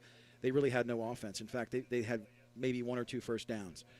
That was huge. Jersey Shore had a solid balance offensively. I really thought, and I'm just being point blank and honest because I shoot from the hip on the air. I thought Weary would come in tonight and maybe get a first series and then go to the bench as a senior. But he really proved me wrong. He came out, and the field position set him up for some great success tonight. The 3 touchbacks on the kickoffs hurt Shamokin. We established great field position, and we weren't one-dimensional. Allison got some gains. He was able to get the corner on some runs. We were able to spread the defense out and then utilize weapons like Hess, as well as Anderson. So to have a couple receivers, to have a running back and a solid line with a quarterback who, although he's somewhat one-dimensional, he showed me he's got a strong enough arm tonight. He made good decisions. He played poised, and I'm really proud of him for that first half.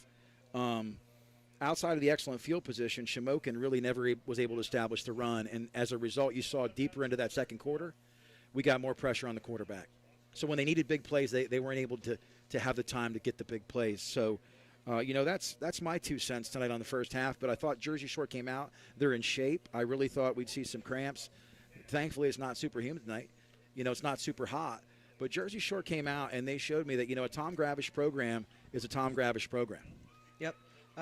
Another question for you here. So, as we're heading into the second half here, what do you see from guys like Brandon Weary and this offense? Not only that, I've been preaching the offensive line here, too. Do you think we're going to see some extra guys here? I feel like we might be seeing some more guys coming in. A lot of young guys on this roster, but right. I'll tell you somebody that I really look forward to seeing. There was conversation about him possibly transitioning to another school district, was Brady Jordan, and I'm thankful that he's here. I mean, he's not a super tall or large-framed individual, but he is explosive. In the younger Pop Warner ranks, I mean, he blew things up. He accounted for 63 points in one game. Number 13, keep an eye out for him. He's only a sophomore, but he's extremely explosive. If they can get him on the edge, some shorter passes, some hitches. You saw him try to stretch the field on that jet sweep early on, and he got back to the line of scrimmage. But he's somebody I think we're going to see. But back to Weary, I think, when you go from having a Tanner Lorson last year that was such a dual-threat quarterback, and you come into a season where you've got somebody that plays a little more like Peyton Manning in the sense of, he's going to be a prototypical drop-back quarterback. He's going to do a straight handoff. You don't see a lot of fanfare with that. But what we saw in the first half was consistency. He knows the offense. And, man, that excites me. Yeah, and I've been saying that all year, since beginning of the game here. Look, I've been predicating on that this is just a young team. All right, I wanted them to come out here and show what they could do, with a lot. The only thing coming back was the offensive line, which was very talented. And I think that's also helped Brandon Weary out tonight, too, is having a veteran core of linemen and also a guy like Preston Wool who came in and stepped in. And he's a senior, stepped in on that offensive line and making some big blocks right now. That's kind of contributing to everything Jersey Shore is doing. But, Nate, as we are stepping into it more, who do you feel like you're going to see more? Are you going to see more Owen Anderson? Are we going to see more Brandon Weary? Are we going to see Caden Hess? I think here's the thing. I think you win some games. Obviously, Owen Anderson could do a lot at quarterback, but I think taking him out of a position where he's able to. What made Tanner Lorson so effective scrambling last year? Number 1, he's 6'2". Number 2, he was a bigger body. Number 3, he was tough as nails. Number 4, he had 7 receivers. I mean, he literally was able. I mean, there was a hole every play that he could have run and not chosen to throw the football. This year they don't have as many weapons. So you can afford to have a quarterback that knows your system. You can simplify your system. How many plays tonight do you see? Pitch left, pitch right, pitch left. Straight handoff. Allison then breaks it right up the middle, right tackle. Straight handoff to the house. So what I'm saying is it may not look like last year. But I'll tell you what, I'll take 28-0 on the board, barring the extra point game tonight, which I think we killed more worms on a couple of those extra points than it's awful dry here on the field tonight. But, like I said, a balanced attack tonight. I think you're going to start to see some names that haven't been household names that add to the mix. But I think the key to this season is being disciplined, not making mistakes. Hey, we capitalized on a fumble early on and an interception, which was huge in the end zone, as well as Hess's interception. So I think there were 3 turnovers in that first half, if I recall. Yep. So, great half. Yep. And when we come back, we're going to go to commercial here. When we come back, Sam's going to be back on the call, and we're going to get started here with the second half here. Jersey Shore Shamokin here on the Bear. Want to sell your house? Want to buy a house? Then call the Dave Winkleman team at First Choice Real Estate in Jersey Shore. Dave's a graduate of Jersey Shore High School. He and his wife Jen live in South Avis, and the parents of 7 children. So you know the Dave Winkleman team is motivated to market your home and find you a new one.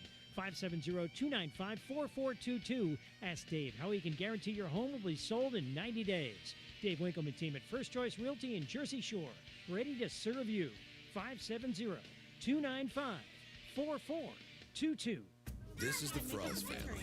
They live on a piece of land they call greener pasture, and they work on it behind the wheel of a John Deere 1 Series tractor. With its durable construction and features that hook up to dozens of attachments with ease, no job is too tough. The Frells family runs with us, because this is more than just land. It's home.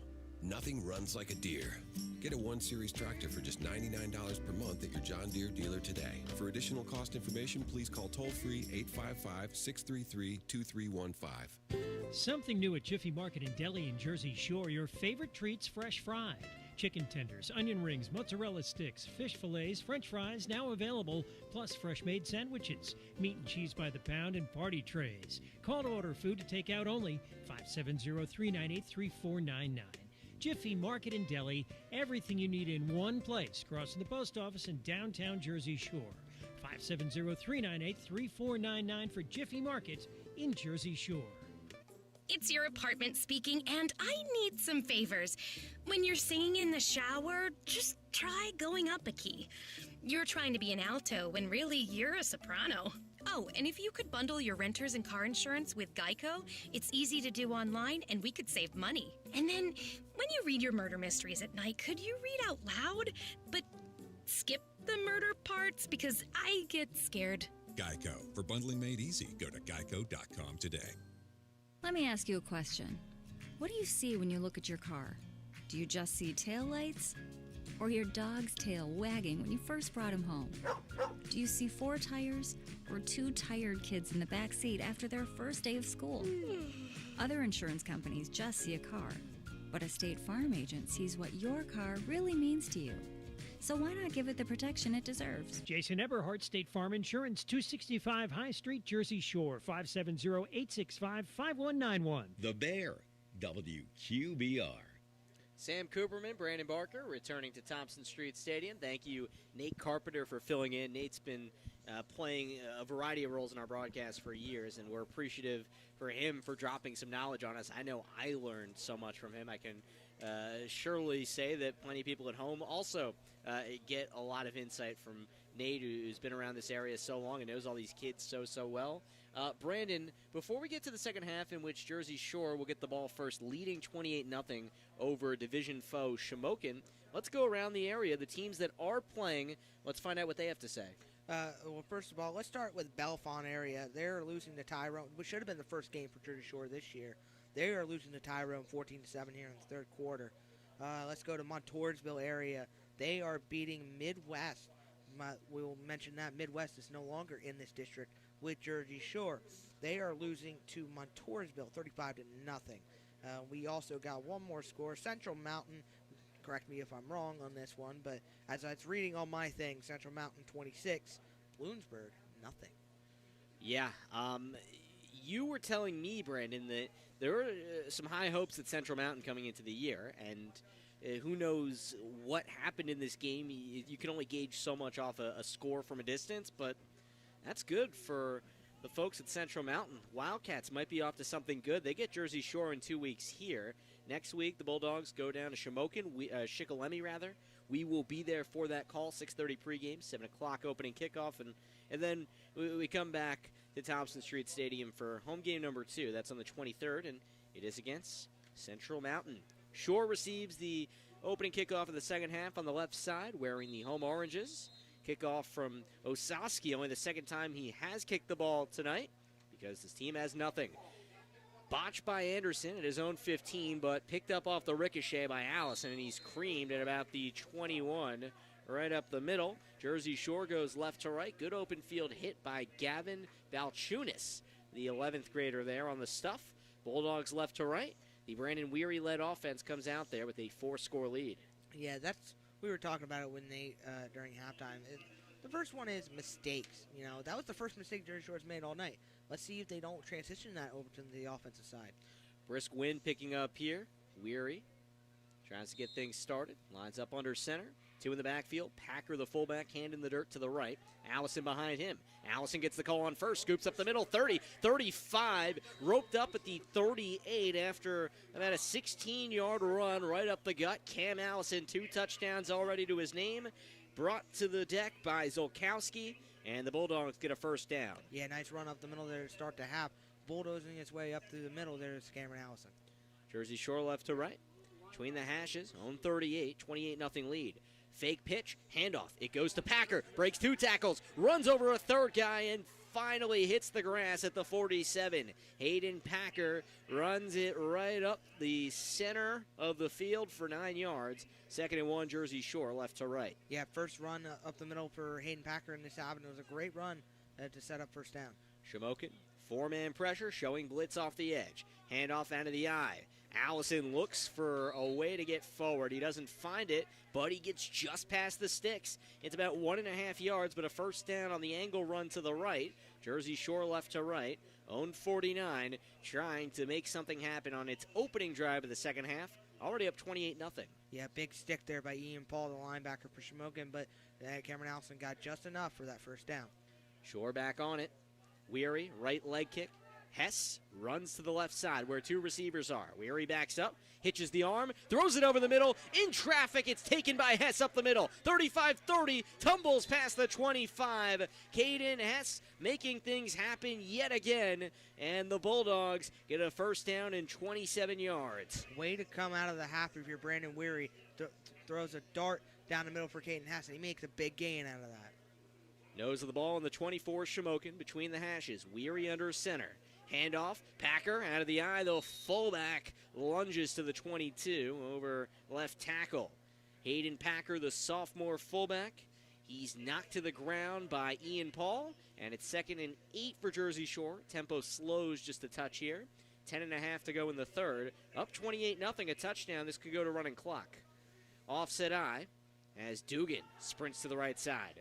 Pitch that way. Allison tries to follow blockers, has it to the 15, and he's pushed down at the 12. 10 yards and a first down. Cam Allison, have yourself an evening as the team's starting tailback.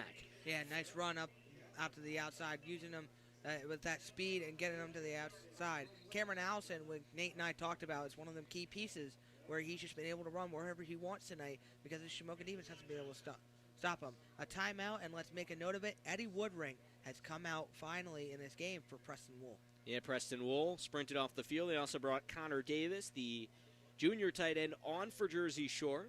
A run through the Jersey Shore O-line. Joe Lorson, Tanner Lorson's distant relative, of course, the 4A Player of the Year at quarterback. 1st and 10, 11 of Shamokin. Weary, lob, left side, basket catch. Is that Dugan for a Jersey Shore touchdown? Yes, it is. Bulldogs all over the Shamokin Indians, 34-0, 11 yards, 3rd touchdown today from Brandon Weary. Yeah, great throw out to the outside. What a catch by Dalton Dugan and someone else other than Anderson and Hess, but getting more people involved is Brandon Weary, and Brandon Weary's starting to show himself up here in this game. 11 yards, Weary to Dugan. 3 straight touchdown passes by Brandon Weary. Point after, Cam Allison. Shore has struggled in this regard tonight. The kick is up, and it bangs off the right post and angles through. How about that? A harsh kick, but a favorable bounce. 35-0. Jersey Shore keeps the good times rolling on opening night at Thompson Street Stadium. Back on the Bear Country Sports Network and on YouTube through Bear Country 999. Right after this, Jersey Shore 35, Shamokin nada. Back to Thompson Street Stadium in a moment. Looks like it'll be a harsh winter. Why else would CVS have snow shovels and ice melt for sale already? Time to visit Terry's Coal and Wood Stoves in Jersey Shore. Serving Bear Country for the last 41 years, new owner Kyle's bringing his education and many years of expertise to provide you with honest solutions and quality service. Terry's, the place to go for American-made stoves. Visit Terry's Wood Stoves, Bastrop Street in Jersey Shore. 570-398-2199. Find them online. terryswoodstoves.com. WQBR 99.9 FM. Back to Jersey Shore's Thompson Street Stadium, and man, oh man, is this a rout. Jersey Shore, an 11-yard touchdown pass. Brandon Weary, third touchdown for him tonight, and Dalton Dugan's first of the year and first receiving touchdown of his career. Dugan excelling defensively last year, now finding more of a role on offense, and Jersey Shore leads 35-0. Kickoff coming via our friends at Deja Vu, 256 Allegheny, Jersey Shore. Off to kick, it's Cam Allison. The lefty approaches, launches, and caught on a fly over the shoulder by Delbo. Trots up from the 10 to the 20, swerves towards the 30. He's knocked down at the 27 by a pack of Bulldogs. Jersey Shore plays defense, 9:58 to go third quarter. Jersey Shore with a 35-0 lead, and Shamokin running out of time to get going. Yeah, and let's make a note of it. It is a running clock here, 35-0. Right now, as we see a little bit of substitutions coming in, let's start with one of them.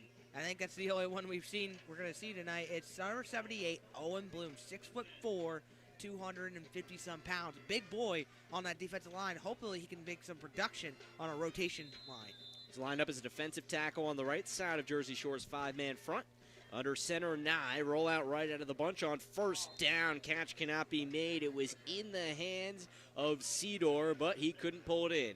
Incomplete, 2nd and 10, on 30. It's where it's marked for Shamokin going right to left. Yeah, and just it started out in a nice play. If it was complete, that would have been a nice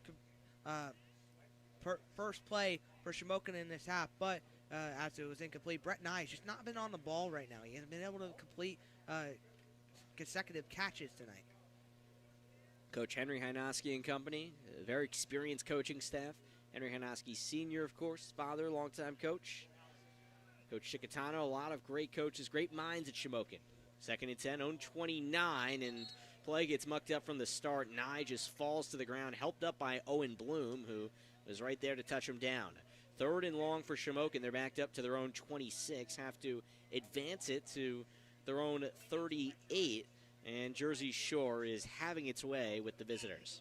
Yeah, that was Hayden Packer there. Actually was in on that tackle. He was clapping because I think he made the play on that one, but two more substitutions that we see here tonight. Gage Wilson, he's been rotating in all night. We've got Brady Jordan in at quarterback, and on the other quarterback side, that is Cam Embick. And that gives Caden Hess a breather at corner. He already had an interception in his first game as a starting corner. 3rd and 13.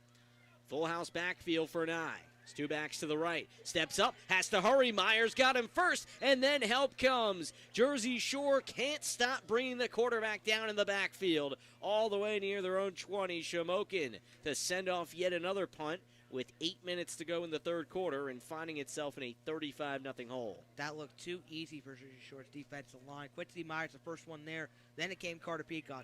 Then it was Dalton Dugan, who we haven't really called his name much tonight on that defensive end side, but now Jersey Shore just sitting there rolling and whatever they're doing whatever they want to do. They're just toying with Shamokin's offense tonight. Really having it easy is Jersey Shore. Anderson and Dugan, the return men, standing near midfield. Nye knocks it away, and it falls into the empty bleachers, and you hear the big bang. Maybe that found its way onto the radio and YouTube feed, and that's the sound of bleachers not having people in them, and we miss having fans here, and in the age of coronavirus, precautions have to be taken. Jersey Shore left to right, having the ball across midfield. The Bulldogs will start at the Shamokin 43. That's where the punt tailed out of bounds, and Jersey Shore across the midfield stripe. 7:30 to go, third quarter, up 35-0. And let's just talk about it a little bit. And we said no fans here, but there are still some on the outside of this stadium on stack boards. Weary, right leg kick.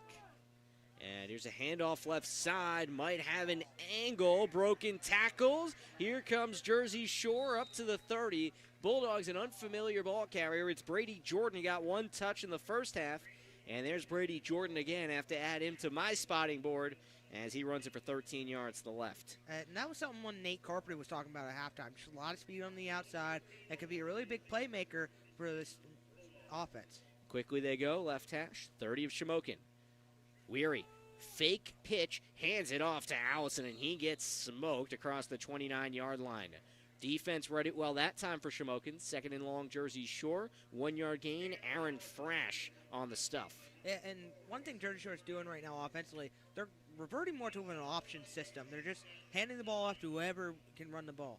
Two receivers spaced out right. Jordan's one of those guys. Hess is also, and he makes the catch in the backfield, and off he goes. Spins past the 25, sheds another at the 20, and he slithers up to the 16 for 12 yards and a first down off the 2nd and 8 play. Man, that's an all-state receiver right there, and he displays it week 1. Yep, and let's tell everyone here, he is only a junior in his offense. Already coming off setting the single-season school record for receptions in a year, 75 last year. 1st and 10, as the Shamokin 16. Weary drops it in the bucket. Over the middle, it's Anderson. Touchdown number 2 for Anderson tonight, and number 4 for Weary. Jersey Shore extends the lead to 41-0. 6:04 still to go in the third. Wow, what another great throw by Brandon Weary. Man, Nate said it earlier in the half. He said he wasn't too sure whether Brandon Weary was really going to be in this game or not. And Brandon Weary showing us all up to say, hey, I might have been a backup for 3 years, but at least this year it's my time to shine. Point after, Cam Allison. Snap is there. Hess puts it down, and the kick is blocked up top. Shamokin has excelled in that area tonight, but the scoreboard shows that about every other area has gone Jersey Shore's way. Bulldogs continue to pour it on. Shamokin Indians get another crack at it on the Bear Country Sports Network and online, our YouTube page, Bear Country 999. We're back to Thompson Street Stadium right after this. McMahon Ferguson Associates Insurance Agency is your local Erie insurance agency. They handle much more than just home and auto. They serve your commercial and life insurance needs too. Ask yourself, do you own your own business? Just get married? Recently have a child? Purchase a home? How about liability and workers' comp? McMahon Ferguson Associates has products for all the above. Call 570-398-4090. McMahon Ferguson Associates Insurance Agency, 1020 Allegheny Street, Jersey Shore. Cutting Edge Country on WQBR. Well, it's a lot to a little at Thompson Street Stadium. Sam Cooperman with you on the Bear Country Sports Network and on our YouTube page, bearcountry999.com. A reminder, come join our broadcast. We'd love to have you. If you're tuning in, whether it's on the video, on the radio, 570-769-2327, or message us on Facebook. We'd love to work with you. Mention that I sent you. Allison kicks off left to right for a Jersey Shore team that is creaming Shamokin. 41-0 lead. Kickoff courtesy of Deja Vu. Right hand up. Allison approaches. Knocks it down the right side in stride. Picked up at the 20 is Delbo. Scampers to the right past the 30. Breaks a couple tackles, but is escorted out of bounds just across the 35. Right to left, Shamokin gets another try. Still trying to break the seal on its side of the scoreboard. Down 41-0 against the defending state semifinalists and back-to-back district champs. And let's talk a tiny bit about next week. As we said before, next week is Shikellamy. I provided a score update earlier, Central Mountain over Bloomsburg. I have since corrected that, and we found a real score. It is actually Central Mountain 26, Shikellamy Braves nothing, and Shikellamy has got a home field advantage next week against this Shore team. Good news for the folks in Lock Haven and the surrounding area. Great performance week 1 by Central Mountain. How about it? 1st and 10, on 33, Nye leads the troops out there. Full house backfield yet again, handoff right, Aaron Frash, a juke and not much else. He gets pounced on right past the line of scrimmage. Jersey Shore there to snuff it out. It looked like Wilson was in on the stop. 2nd and long for Shamokin, maybe a yard gain. Well, first, let's talk about this is the second best starting position for Shamokin all night long, and they've got to be able to take advantage of these kind of situations. Look, you're almost close to Jersey Shore's side of the ball.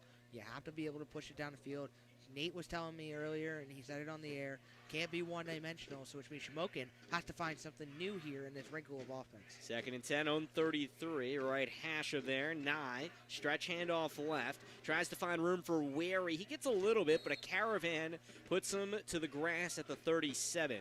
4-yard run. You get something from Tyler Wary, the junior back, but it's third down now for Shamokin, and clock's ticking, running clock at 4:50 to go in the third quarter. Yeah, and right now, if you're Henry Ionoski, you got to challenge your team and say, hey, can this be the one time when we step up and get a conversion here on third down? If I've been correct tonight, I don't think they've converted on the third down all night long. I don't believe they have either. 3rd and 6 on 37. Jersey Shore's 5-man front, looking ready to pounce. Nye is under center. Brings Frash to the right side of the formation. Roll out that way. Pressure comes, immediately gets it off, and there's a first down conversion. Frash in the flat goes across midfield. Nicely done by Shamokin. 13-yard hookup, and Jordan eventually comes in for the tackle. Nice pitch and throw there by Brett Nye. Rolls out to the outside. Rolls to the right side of the offensive line. Quincy Myers in his face again for the 6th time tonight, and throws a perfect pass to Frash, and he does a great job getting down and making sure he doesn't drop the ball. Shamokin finally gets a first down here on this series. 1st and 10 at midfield. Shamokin tries to keep things rolling along. Right hash, Nye under center. 2 backs. Paul gets the handoff and comes out of a pack of orange. He's off to the races past the 30, but Anderson, the last line of defense, jostles him down past the 25 somewhere. Jersey Shore gives up a big play to Ian Paul, and Shamokin approaches the red zone, still without a point. Yeah, and that's not good for Jersey Shore. They're looking a little bit tired, but looks like they're going to start bringing in some of their starters. They had a lot of backups in there. And I want to make a note, Connor Davis is now out there at defensive end. We talked about it earlier before we came out here today that we might see Connor Davis out playing. He was listed as a starter, but Quincy Myers has taken a majority of those snaps. 27-yard run for Paul. Gets the handoff again from his fullback spot in the bunch, and he tumbles to the 19. Right up the gut, 4 more yards. 2nd and 6 for Shamokin. Trying to score for the first time, and they are in the red zone for what I believe is the 2nd time today. And this is and they're finally up where they need to be, and they got to be able to score on this one. But one thing about Jersey Shore in the past couple years that we've noticed, the last 2 years when you and I do in broadcast, at the end of a blowout game, they seem to let one play go, because this will be the one series that Shamokin scores on. 2nd and 7, Shore 20. Nye, hands off, Frash bounces up to the 15, tries to hold the ball forward to the 14, find out where the spot is, 5 or 6 yards from Aaron Frash, and the junior's gotten a few healthy runs in there of late. Yeah, and he's a big guy. He is just bulldozing his way down the field. Right now, Shamokin's finding their offensive game here. They've got to be able to find more people, though, involved. Can't just keep running. Look, it's working right now.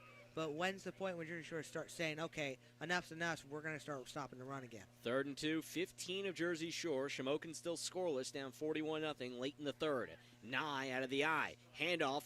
Frash looks for room, and he gets up to the 10. That'll get him a first down and a few more. Could be goal-to-go territory for the Shamokin Indians, and they try to put it in, and that's progress for them at this juncture of the game. 1:45 to go in the 3rd. And if you're Coach Henry Ionoski, that's all you're looking for right now is progress. Progressing up the field as much as you can. Not a good thing to see there. Frash limping off the field here for the Shamokin Indians. Trying to get a little bit of a jog in is the junior Aaron Frash, but he's struggling to hop his way off of this grass, and he does so now. He's off. Looks like Corey Adams is taking his spot at running back next to Ian Paul in the backfield. Dolbowski, the receiver, to the left. Handoff. Paul breaks a tackle, leans through another. He's to the 4 for 6 yards. Up the middle is the soft spot where Shamokin is targeted over the real duration of this quarter. We're down to 1:15 to go in the 3rd. Shamokin makes a quick substitution, bringing Colin Seedor on the field for 2nd and goal. And if you're Shamokin, this is your one opportunity right now. If we're going to score, we're going to score now. Watch for a big sneak up the middle with Brett Nye. Right side of the field, Nye under center. Redarmal is the center. Nye, handoff, right, Paul, he's stuffed. Jersey Shore says do not go in there. Myers and company keep him out of the end zone for 3rd and goal. One of the top teams last year in stopping people from going in there. That was Brady Jordan picking up Ian Paul and throwing him to the ground. Big plays by Brady Jordan in this defense. Brady Jordan's going to be a fun guy to watch this year. 5'11", 160, but a playmaker, as we've seen tonight, both offensively and defensively. Under 30 seconds to go in the 3rd. It's 3rd and goal for Shamokin, Jersey Shore 5, right hash. Brett Nye looking for his first touchdown drive as the starter this year. He's under center, 2 backs with him. Handoff left. Ian Paul tries to find room on the counter. No, it's not there. Jersey Shore denies him. No room for him, and Jersey Shore sets up 4th down. A lot of guys there. Cam Embick, one of many Bulldogs on the stop. Yeah, and that was a great job there by Jared Palski, wearing 58 for Seth Ingram, who was in there last year. He was the top center. If we saw that, though, he was just wrenching him back. Ian Paul trying to pull and just keeps pulling him back.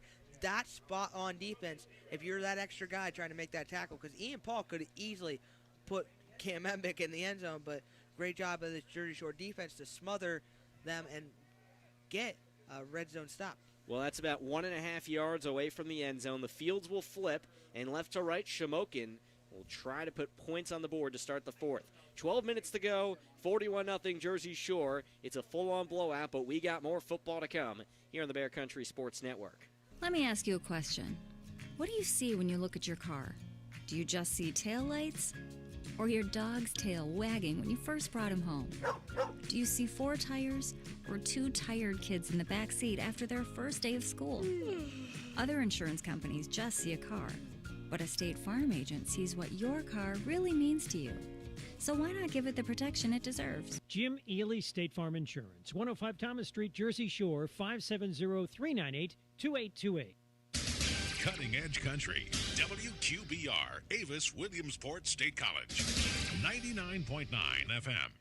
What a game it's been. 41-0 Jersey Shore. The Bulldogs, the reigning state semifinalists, coming off one of the biggest wins in school history, beating Pottsville in the state quarterfinals in comeback fashion. Well, they're just blowing the doors off Shamokin right now. 41-0 with the Bulldogs facing their first goal line stand of the new season. Right on the doorstep is Shamokin. They'll try to punch it in on 4th and goal from around the 1. Sam Cooperman, Brandon Barker back with you. Shamokin left to right. Nye, the quarterback, trots back out there. Adams and Paul in the backfield. Ian Paul has had some tough runs in the second half. He's got a lot of dirt on his jersey. He stands a few paces behind Nye on the left hash. Shore's 5-man front, trying to stop. Nye, play action, throw over the middle, dumps it in for a touchdown. Shamokin gets Micah Miller, the tight end, in for 6. It's 41-6 Jersey Shore. First time Micah Miller's gotten thrown to tonight, and what a great job. What a great play call on that one. Got him, Micah Miller, right behind the safeties, just enough where Brett Nye can throw it quickly short, and throw it in as I believe Shamokin is going to go for the extra point. And Carson Osaski be the one to take it. Paul is the holder. Rodarmo set to snap. Just 4 seconds played in the 4th quarter. Shore gets the ball back. We have running clock due to the score. Osaski approaches, kicks, may have been tipped, but it doesn't matter. He skies that through the sticks. 41-7 Jersey Shore. Shamokin trying to get itself back on track and have a strong 4th quarter to propel itself into Week 2. We're back on the Bear Country Sports Network right after this. Getting to closing time here at Thompson Street Stadium. What a fun opening night it's been. Come to Kutz's Kitchen for some home cooking right around the corner. Homemade soups, oil, deli sides, and more. The best hoagies in town are at Kutz's Kitchen and are reasonably priced. Open 10 to 8 Thursday through Saturday. Kutz's Kitchen, 318 Wilson Street. Call 570-398-8180 to find out what's new at Kutz's, Mama's Homemade Goodness. Kutz's, a proud supporter of the Jersey Shore Bulldogs. Cutting Edge Country on WQBR. Sam Cooperman, Brandon Barker returning to Thompson Street Stadium. What a night it's been. A lot of points on the board. 41-7 Jersey Shore. Shamokin gets its first score of the evening. It was a 4th and goal conversion. Brett Nye hits Micah Miller, the tight end, and Shamokin has scored tonight. Jersey Shore gets the ball back. Imagine we'll see lots of substitutions here. Coach Tom Gravish tries to funnel guys in and out, work on some things, and keep this positive energy going into Week 2 of this abbreviated season. It's Osaski on the kickoff, courtesy of Deja Vu. We can find a little bit of everything. 256 Allegheny, Jersey Shore. Kick floats to the right. Allison has to backtrack to field it, and instead of doing so, wisely lets it go out of play. That's a legal procedure. and Jersey Shore gets it at its own 35. Yeah, and, we'll have to see who comes out here for Jersey Shore. They don't really have any backups as we know of right now. The only one we know of really quarterback experience, Connor Davis. He's the big tight end, but you never know in a late game situation, or in a weird situation, you could have him come in and be a quarterback. As we see, Brady Jordan come in at running back, and right now we see Brandon Weary trot back out as a quarterback. 11:56 to go in this one. Weary is still there, quarterback. You mentioned Brady Jordan standing to his right hip. 4 receivers set. We'll get some more names. Cam Embick, the far receiver to the left. Snap right to the numbers of Weary. Handoff on the delay. Jordan goes nowhere. He's cut down right at the line of scrimmage, and Rodarmal gets off from on top of him. Frash there to help as well. Good to see that his lower extremities are in order after he hobbled off the field. It's 2nd and 11 for Shore, losing a yard back to the 34. Yeah, in the first game, you don't ever want to see anybody get too injured. Back to it. Weary receives the snap. Here's a reversal. Near side. Can Shore muster up something here to Cooper Peacock? A little bit. Gets across the 41. Eventually run out of bounds as it was Carmine Cole, a sophomore, on the stop, and his long locks of hair leaking through his helmet. Yeah, Cooper Peacock, nice run on the outside there. Speed. It's all that Coach Tom Gravish has been preaching about all week. That's how his offense runs. Cooper Peacock gets 7 yards on the end around. 3rd and 4, Shore 41. Right to left, the Bulldogs go. Another outside handoff. This time it's Nicholas Williams. Misdirection. Can he get anywhere? No. Over the middle. Bunch of white and purple jerseys pounce on him. John Kodak III, Garrett Kitchen, all there to make the hit. 4th down for Jersey Shore. Bulldogs get a 3 and out, and they're content punting with the clock running at 10:30 to go in the 4th. And, well, a pretty manageable 41-7 lead. Yeah, and, you just want to get these extra guys in here on defense, start learning positions because these might be young kids, but eventually, the kids that are freshmen that are going to come in, they've got to learn what it's like to be in a real game. Anderson is the Jersey Shore punter, has 2 touchdowns today. Jersey Shore did fake a punt, but they boom it here. Anderson forces Delbo to go back to his 26, makes the catch, tries a run-up down at the 32. Pounced on by Cooper Peacock. He's doing a variety of everything. We heard him last play as a receiver, making the run. He's also playing some good corner tonight and utilized on special teams as well as the sophomore with a family legacy at this school. Yeah, and, they're just all playing very well tonight. And great to see other people get in and make tackles as we see a new lineup here. Quincy Myers still back out there. We've got number 62, Joe Lorson, out there, a defensive tackle. Colin Samar still out there. Owen Bloom, other people will start listing off. And also a quarterback here for Shamokin. Very early change here. Colin Bosa coming out at quarterback. Well, Bosa, a senior, has been a backup for a few years. He gets a crack at it. Listed at 5'5", 120. He stands in the rather he's under center. They had 2 backs back there. Looked like a shotgun, and he hands it off, and nothing doing out to the right side. Jersey Shore cuts him down. Corey Adams goes nowhere. Joe Lorson forced him down, along with Brady Jordan. Mentioned Joe Lorson, usually a one-way starter on the O-line. Plays DT there. It's 2nd and 9, 1-yard gain for Adams. Yeah, and it's nice to get more people in, especially if they play offensive line, only offensive line. Just nice to get more experience on that front. As we see also Cade Piccolo in at quarterback on the right side, on the weak side. Boza under center, 2 backs with him, 3-step drop. The senior rolls left, flushed out of the pocket, tries to cut back in, avoids a tackler. There's a pancake but a flag. Boza steps ahead. He has a 1st down, but there's 2 flags. He'll be yanked backwards, and he falls into a dust pile after being tackled by Owen Bloom across midfield. Again, this is coming back, but for the moment, Colin Boza gets some high fives from the side, and he puts on a little show as he does a little dance. Yeah, and you know what? That's showing you take your opportunities when you're in a game like this, 41-7. You're putting your young guys in, or seniors who get a chance to play, because you never know how long with this crazy schedule or this crazy pandemic we're going to keep going. But Colin Bosa, if he keeps this up, Coach Henry Ninoski is going to look at that and say, hey, Brett and I didn't do too well in that first game. Maybe Colin Bosa is our answer. Again, his size doesn't lend him to being a traditional quarterback at 5'5", 120. That's what the Shamokin roster says he is. Again, there were 2 flags back there. It looked like there was an illegal block at some point by John Kodak, the left tackle, and his ball's all the way back at the Shamokin 13.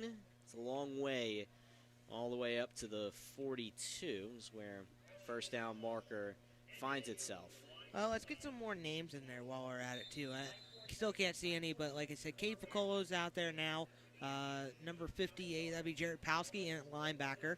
You still got Hayden Packer out there. Cam Embick on the other side. And still got Cameron Allison out there. What a trooper. He's still playing very well. And Brady Jordan back there at safety. 2nd and 28, 0-11. Boza tries to lead the charge. Gets Tyler Wary with him in the backfield. Boza, handoff to Wary, left side, tries to slide forward. He's knocked down from behind at the 13 or 14. Still third and about a half a mile here with 8 and change to go in the fourth. Running clock, 41-7 Jersey Shore. Shamokin trying to find a way to advance the ball a little forward. Yeah, and they're just trying to find something offensively. They haven't been able to do much all night. Been stuffed on the run. Every time they pass it, it's either been behind a receiver or not far enough or underthrown. So, like I said, Colin Bosa's got his opportunity right now to show, hey, I'm a senior, and I deserve to be a starting quarterback. And also another change here for Jersey Shore's defense. We have number 63, Hunter Francis. Under center is Boza, rolls out left, faces pressure. Myers is there again, and a couple other guys come in pursuit. Quincy Myers forces him down. You mentioned Hunter Francis, Gage Wilson still out there. Jersey Shore steamrolls Boza. 3 and out Shamokin. On to punt they go with 7.5 minutes remaining. Yeah, Bosa is one of those kind of kids, though. He's 5'5" as listed. You know, he can't really throw the ball over tall guys. So he's kind of using more of his speed to try to outrun people. And that time, Quincy Myers said, you ain't going by me this time. 4th and 30 on 7. Nye is to come out to punt. Frash gets out there late. And the play count is down to 2. Might not get the snap off in time. No, they do not unless Coach Inoski called a timeout. He did. Otherwise, that would have been a delay of game and made a hard punt even further of a tough task for Shamokin. We'll take a quick break. We'll come right back for this punt and Jersey Shore's maybe final possession. 6:58 to go. Up 41-7 on opening night on the Bear. Now open, Wasson Auto Parts in the old Woolrich Mill on Schaefer Lane in Jersey Shore. Find quality OEM parts for your late model car or truck in our huge indoor facility. All parts already pulled from the vehicle and laid out on shelves for your convenience. And you'll save up to 75% off of a new part from your car dealer. 570-398-AUTO. See our parts inventory at WassonAutoParts.com. The new way to keep your car or truck on the road, do it yourself. Help from Wasson Auto Parts in Jersey Shore. The Bear, WQBR. Sam Cooperman, Brandon Barker returning to Thompson Street Stadium. And we're getting into the home stretch tonight in what's been a fun one for Bulldogs fans and a game that Shamokin is going to try to learn from. And we'll have to learn quickly. They move ahead next week, as does Jersey Shore. 8-game regular season. We hope it proceeds well. There's always uncertainty in the midst of a pandemic, but right now it personally feels good to see high school football in front of me. And Jersey Shore is putting on quite a show for the fans that are watching from the barriers of the stadium and online and listening at home. Nye receives the snap at his own end zone, punts it away, skies it, angles right. Anderson signals fair catch, makes the snatch up to the 39 of Shamokin. Right to left, Jersey Shore drive. Imagine we'll see more Brandon Weary under center and with maybe some new refurbished parts around him with a lot of the starters getting a rest here, Brandon. Yeah, and we'll have to see who comes out. It's going to be interesting to find out who's going to be the backup behind Brandon Weary. Obviously, we know Owen Anderson, if anything, should happen. But say both of them go down. You know, we'll have to find who the next quarterback is as we see some more rotations here. I believe number 14, that would be Dylan Ross. And Connor Griffin, the brother of Cameron Griffin, who we were talking about as a great kicker, he is out there wide out. Not going to lie, I did a double take when I saw number 14 there. I don't know about you, Brandon. Yeah. I just can't not see that number and think of Tanner Lorson. But, hey, next man up. We'll see what Dylan Ross can do. He lines up at receiver on the left side. 1st and 10, 38. Handoff goes to Jordan, tries to slither free. He gets up right back to the line of scrimmage. Nothing there. Second down, hey, it's Nicholas Williams taking the snaps for Jersey Shore. He's the guy that's doing the signal calling. Brandon Weary's night may be over, and if it is, heck of a night for him. 4 touchdown passes. Freshman, too. Second and 10, 38 of Shamokin. The freshman Williams in the shotgun. Fake handoff. Try to run out to the left side. Breaks one ankle tackle. Tries to scoot forward, and Delbo able to put him in a body slam at the 36. That's 5 yards. Nice run for the freshman Williams. Third and about 6. Jersey Shore going right to left. 35-point lead in hand and 5:40 to go. Yeah, and great speed on the outside as we see Nicholas Calanelos come in for Laramie Bobek for Jersey Shore. Williams handling quarterback duties from the left hash. 36 of Shamokin. Quick dump off to the right, and the pass was there. Jordan couldn't field it. Incomplete in the flat. Had a little bit of room to maneuver in front of him, but no avail. Jersey Shore set to punt it away. Owen Anderson trots back out there. His night is done for his regular duties, but the stellar senior will punt it off here, presumably, with 5:15 remaining and the clock running. And that wasn't too bad of a small drive for Nicholas Williams. He looked really good out there, had some nice speed. Also, that little pitch play, that was a nice play that Tom Gravish could put in next week that could really work for them. Always learning, always adapting. No scrimmages this year for Jersey Shore due to COVID. Sidewinding punt off the right foot of Anderson. Doesn't get very far. He'd like that one back. Touchdown at the 30 of Shamokin by Hayden Packer. That's right. That's a net 6 yards on the punt. Yep, and right now Jersey Shore's defense just going to start rotating more guys as we see Gabe Andrus, number 22, come out for them. I talked to you earlier about one of those top players that could be coming in. But let's get some quick scores right now. Central Columbia right now leading Lewisburg 20-0 at fourth quarter. Tyrone beating Bellefonte 14-13. Danville crushing Mifflinburg 49-7. Montoursville crushing Midwest 62-0. Central Mountain, the big story tonight, 33-6 over Shikellamy, who Jersey Shore gets next week. That's got to feel really good for those guys. First and 10, own 30. Boza the handoff to the right side, and the ball carrier doesn't get anywhere. Again, that was Carmine Cole, a sophomore, and he gets put down right away. Second and long, Shamokin left to right, 4.5 minutes remaining in a 41-7 hole. Yep, and let's go one more score just to get it out there. Selinsgrove Milton. Selinsgrove up 42-6 over Milton.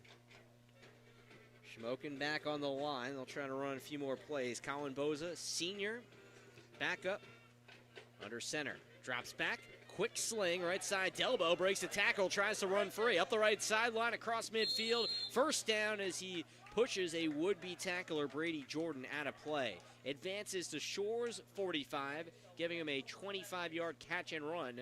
Boza completes the pass, and Shamokin runs upfield. Yeah, and right now, Shamokin's just trying to find something with their offense. Nice pitch and throw from Colin Bosa to Delbo. As we see, number 33, Sam, former number of Dawson Seacrest from last year, it is his brother, Stone Seacrest.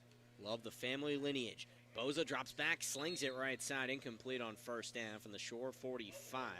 Delbo was the intended target again. This time it gets snuffed out and stopped by Cade Vicolo playing cornerback. Yeah, and he's making, look, he's a senior, and he's trying to make every opportunity he can. He made a big play on special teams earlier, and he tackled Dover back there, and now he's making some big plays tonight. Dietrich Dammer comes off the field. He was on for a moment. Second and 10, 45 ashore. Boza fumbles the snap. There's 3 or 4 Bulldogs on the ground. They may have picked this one up. That would be the 4th takeaway this evening for Jersey Shore. A fumble recovery early on, 2 interceptions, and it's Bulldog football. We'll see who comes up with it. Jersey Shore takes it away. Was that Owen Bloom? We'll give it to a mix of Owen Bloom and Joe Lorson. That's everybody making an impact there. Couldn't see who handed the official the ball, but a lot of guys were in the area. Hunter Francis got up off the dirt. 2:59 to go. Empty stands in the age of Corona. Jersey Shore's side of the scoreboard is not empty. 41-7. Bulldogs continue this game, and it's down to the finishing touches. Williams, the freshman quarterback, in a shotgun between the hashes, own 40. Drops back, quick throw right side in the flat. Here's Jordan. Tried that play last time. This time it works. Across midfield. 45, right sideline. Forced down at about the 38 of Shamokin. How about Brady Jordan? Nate Carpenter mentioned at halftime how much he loves watching this kid. Well, Nate, you just got 14 yards out of him. Nice throw by Williams and a good catch and run. Yeah, and I see the hype. He's so quick off the outside edge, and he's only just tapping into what he can do. 1st and 10, 38 of Shamokin. Jersey Shore runs this drive further. 2:30 to go. Shore tries to get a snap off here. Williams waits. Nicholas Canellis comes out. Handoff, and it goes a little behind Stone Sechrist. Not on the same page. Picked up by the defense. It's a turnover by Jersey Shore. Miscommunication. Cecilio Cole on the fumble recovery. And you think about that, that's the first turnover tonight by Jersey Shore. Even though it was in late in the game and just some young kids with the ball, still, this late into the game and you're just now turning your turnover, this has been what a terrific game for this Jersey Shore team. Well, the Jersey Shore schedule will be different this year, Brandon. Obviously, you can't play the same teams when you have all these restrictions in place. A couple teams will have to double up on. That's Shikellamy and Central Mountain. Those are Shore's opponents the next 2 weeks. But the Bulldogs, they play who they play, and looking good. Night number 1, 1st and 10 on 41 for Shamokin after the takeaway. Boza the quarterback and an eye. Handoff right, it's Adams, tries to break free. He's up to the 47, right on that S of the JS logo at midfield. He gets knocked down after a gain of 6. It's 2nd and 4 for Shamokin going left to right. Minute 40 to go in this blowout. Yeah, and, they're Shamokin, again, with only a little amount of time left. They're just trying to find something on the offense. As we saw here, another guy, Colby McKibben, played last year, and we called his name a lot last year, but hasn't really cracked the lineup this year, but he's still out there making some plays. The junior, he's out there now for this defense. Left to right, here comes Shamokin. 2nd and 4 on 47. Bosa, Chase stepped up, slammed down. Hunter Francis has him in a bear hug. He got some help from Gage Wilson on the rush. 3rd and long for Shamokin, back to their own 41. Yeah, and right now, just Jersey Shore are riding on so much confidence right now, and they're doing whatever they can, as we see number, I believe, 66, that'd be Dahmer, coming back into the game. And unfortunately, I want to say out there, whoever's watching the stream on YouTube, thank you for watching, but whoever number 72 is, sorry, they did not list his number on the roster. We will definitely get him in next game. Boza fakes the handoff right side. He fooled me. Instead, it goes up the middle, and Cole tries to steamroll his way to midfield. He approaches the 48, where he's slammed to the grass. 4th down for Shamokin. 4th and short. And the Indians putting the finishing touches on this game. 20 seconds to go. Might not have to run another play if they don't want to. Coach Hynoski gives Boza one last try. Sprints to the middle. Game clock is down to 8 seconds. Shamokin will get one more snap here. Jersey Shore plays defense, 4th and 3. Boza takes the snap in time. Handoff, Cole breaks the tackle. 1st down, tries to plunge forward. And the 47 is all he'll get to after the shoestring tackle by Gabe Andrus. That's how tonight ends. 41-7, Jersey Shore, a Bulldog victory, and a lopsided one at that. Well, we didn't know what would happen tonight, Brandon. We got a victory on this home field. It was quite a game to watch, and Coach Tom Gravish leads his guys off after a 1-0 start. There are waves from the other side. Handshakes aren't happening tonight. Post-game is. We'll bring that to you here on the Bear Country Sports Network right after this. 41-7 the final from Thompson Street Stadium. Come to Kutz's Kitchen for some home cooking right around the corner. Homemade soups, oil, deli sides, and more. The best hoagies in town are at Kutz's Kitchen and are reasonably priced. Open 10 to 8 Thursday through Saturday. Kutz's Kitchen, 318 Wilson Street. Call 570-398-8180 to find out what's new at Kutz's, Mama's Homemade Goodness. Kutz's, a proud supporter of the Jersey Shore Bulldogs. Hi, this is Jay Farner, CEO of Rocket Mortgage. Making the right financial decisions has never been more important. We can help guide you to those right decisions now, when they matter most. Mortgage rates are near historic lows, so when you call 8338-ROCKET or visit us at rocketmortgage.com to start your refinance, you'll be well on your way to saving money every month. The rate today on our 30-year fixed-rate mortgage is 3.375%, APR 3.59%. Right now could be a great time for you to take some positive financial steps forward with a cash-out refinance from Rocket Mortgage, which could give you the boost that you're looking for. In addition, we may be able to help you refinance with little or no out-of-pocket costs. At Rocket Mortgage, we're committed to every client, every time, no exceptions, no excuses, giving you the best mortgage experience. Call us today at 833-8-ROCKET or go to rocketmortgage.com to learn more. Rates subject to change. Pay 1.875% fee to receive this discounted rate. Call for cost information and conditions. Equal housing lender. Licensed in all 50 states. NMLS number 3030. These days, it's okay to do some things halfway, like wearing your pajama bottoms on a work call. But managing your prescriptions shouldn't be one of them. That's why CVS has a proprietary search tool to find ways that may help lower your prescription costs, and will deliver them too. No wonder CVS customers are better than most at staying on prescriptions, which tends to make you healthier. Come in or call today and get a free prescription savings review at CVS. Savings vary. Not all patients eligible for savings. Ask pharmacist for details. Cutting Edge Country on WQBR. Final score 41-7. Jersey Shore football 1-0. Knocks off the Shamokin Indians for the 8th straight season. Not in the typical way you imagine. The last few years, the games have been kind of close and then have fallen away. Jersey Shore was up 4 scores at halftime, and the Bulldogs looked phenomenal. Definitely some things to clean up, but all things considered, Coach Tom Gravish has to be pleased seeing his guys walk off as victors in this Heartland 1 Conference game. Post-game show, you can sponsor it if you'd like. Call 570-769-2327. Say that Sam referred you over the broadcast. We'd love to have you. We appreciate everybody watching on YouTube and, of course, listening on Bear Country Radio. Brandon, it's time for our Jersey Shore Football Boosters Player of the Game in this blowout. We appreciate the Boosters for everything they do to create a positive experience for the boys year in and year out, especially this year. Tough sledding to make this season happen, but here we are, masks on the field. I know when I go to talk to Coach Gravish after the game, I got to put on my mask, but I will be down there. I'm looking forward to seeing how the season unfolds and keeping everybody safe while enjoying football. Visit the Boosters on Facebook for more information on ways that you can help continue to keep the Jersey Shore football program strong. Offense and defense, Brandon. First go offense, give your reasoning, and then transition to defense and give your reasoning. Well, Owen Anderson, he came into this game and he just absolutely dominated. He ran the ball so well in the inside. He bulldozed people over. He just basically tore people apart, and he caught the ball a lot today. I think, if I can count correctly, 2 or 3 touchdown receptions tonight, and he just became that all two touchdowns tonight, and he became that Mr. Do-It-All. Mr. We can just throw him out somewhere, and he can go catch us the ball and get it done for us. And defensively, we're going to go with Quincy Myers. First year playing football for Jersey Shore. I don't know if he played anywhere else.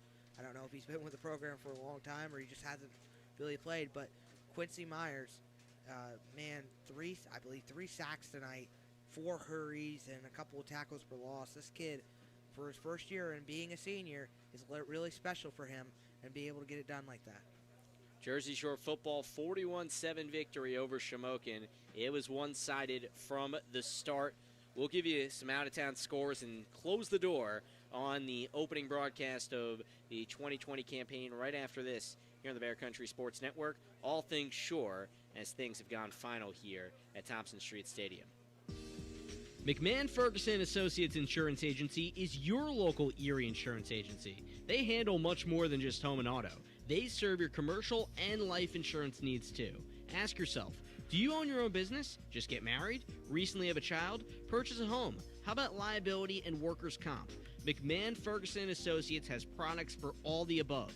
Call 570-398-4090. McMahon Ferguson Associates Insurance Agency.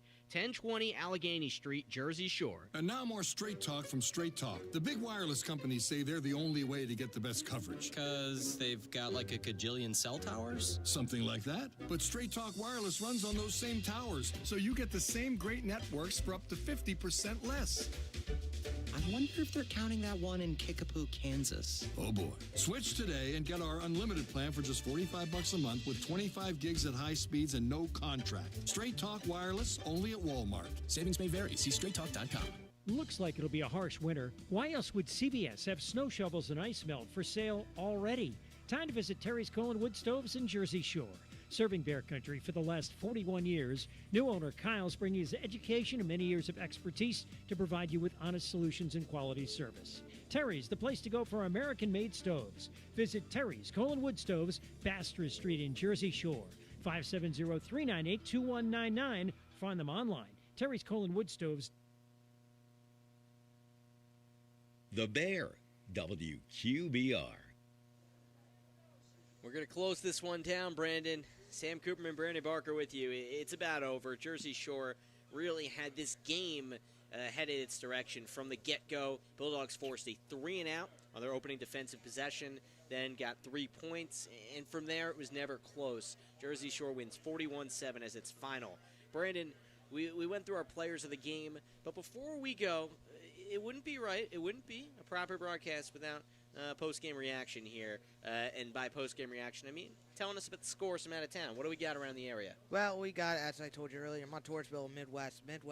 I will explain a little bit. So this year in District 4A, they moved Midwest out of our district and moved them down to 3A with Montoursville. That's the first game Montoursville had tonight, and they beat Midwest 56-7. Jersey Shore also got a new team. Lewisburg is the added team to our district. They are losing to Central Columbia right now in the fourth quarter, 28-7 to them in Lewisburg. Actually, correction, in Selinsgrove, because Selinsgrove is allowing Lewisburg to use their home field. We also have, let's see here, not a lot of, the score stream's been doing a lot to me now. Central Mountain right now in the third quarter, 33-6 over Shikellamy, who Jersey Shore will get next week at Shikellamy. They got a lot of work to go. Central beating Bald Eagle area. Central is in Martinsburg, Pennsylvania. 33-9 right now. Bald Eagle area losing that game. Nativity BVM 31, Pottsville 21. Pottsville played us last year in that game. And one more game, Danville 49 and Mifflinburg, the other team added to District 4A, lost to Danville tonight 49-7.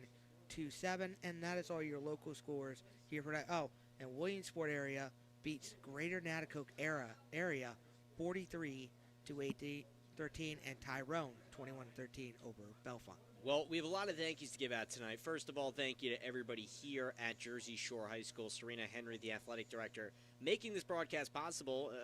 Who knows, just a few weeks ago we didn't think this was happening, but we are here. We're grateful to be here. Thank you so much to the folks at River Valley Internet providing this superb connection coming through to your ears. Vince Swartz doing a terrific job up in the studio, up in the booth, filming this game for us, doing all that production stuff and making this visually appealing. It looks awesome from what I've been able to see. Can't wait to watch it when I get home on our YouTube page. Thank you to Dave Stratton spinning the dials in studio. And here's Brandon Barker, our color commentator. We appreciate him greatly coming out and giving us that Jersey Shore hometown advantage. My name is Sam Cooperman saying good night from Thompson Street Stadium. We're back next week, same time, same place. We'll be in a different place, but you can catch us in the same mediums, both on the radio and on YouTube. We'll be at Shikellamy, 6:30 pregame, 7 o'clock. Kickoff on the Bear. So long. Thanks for listening.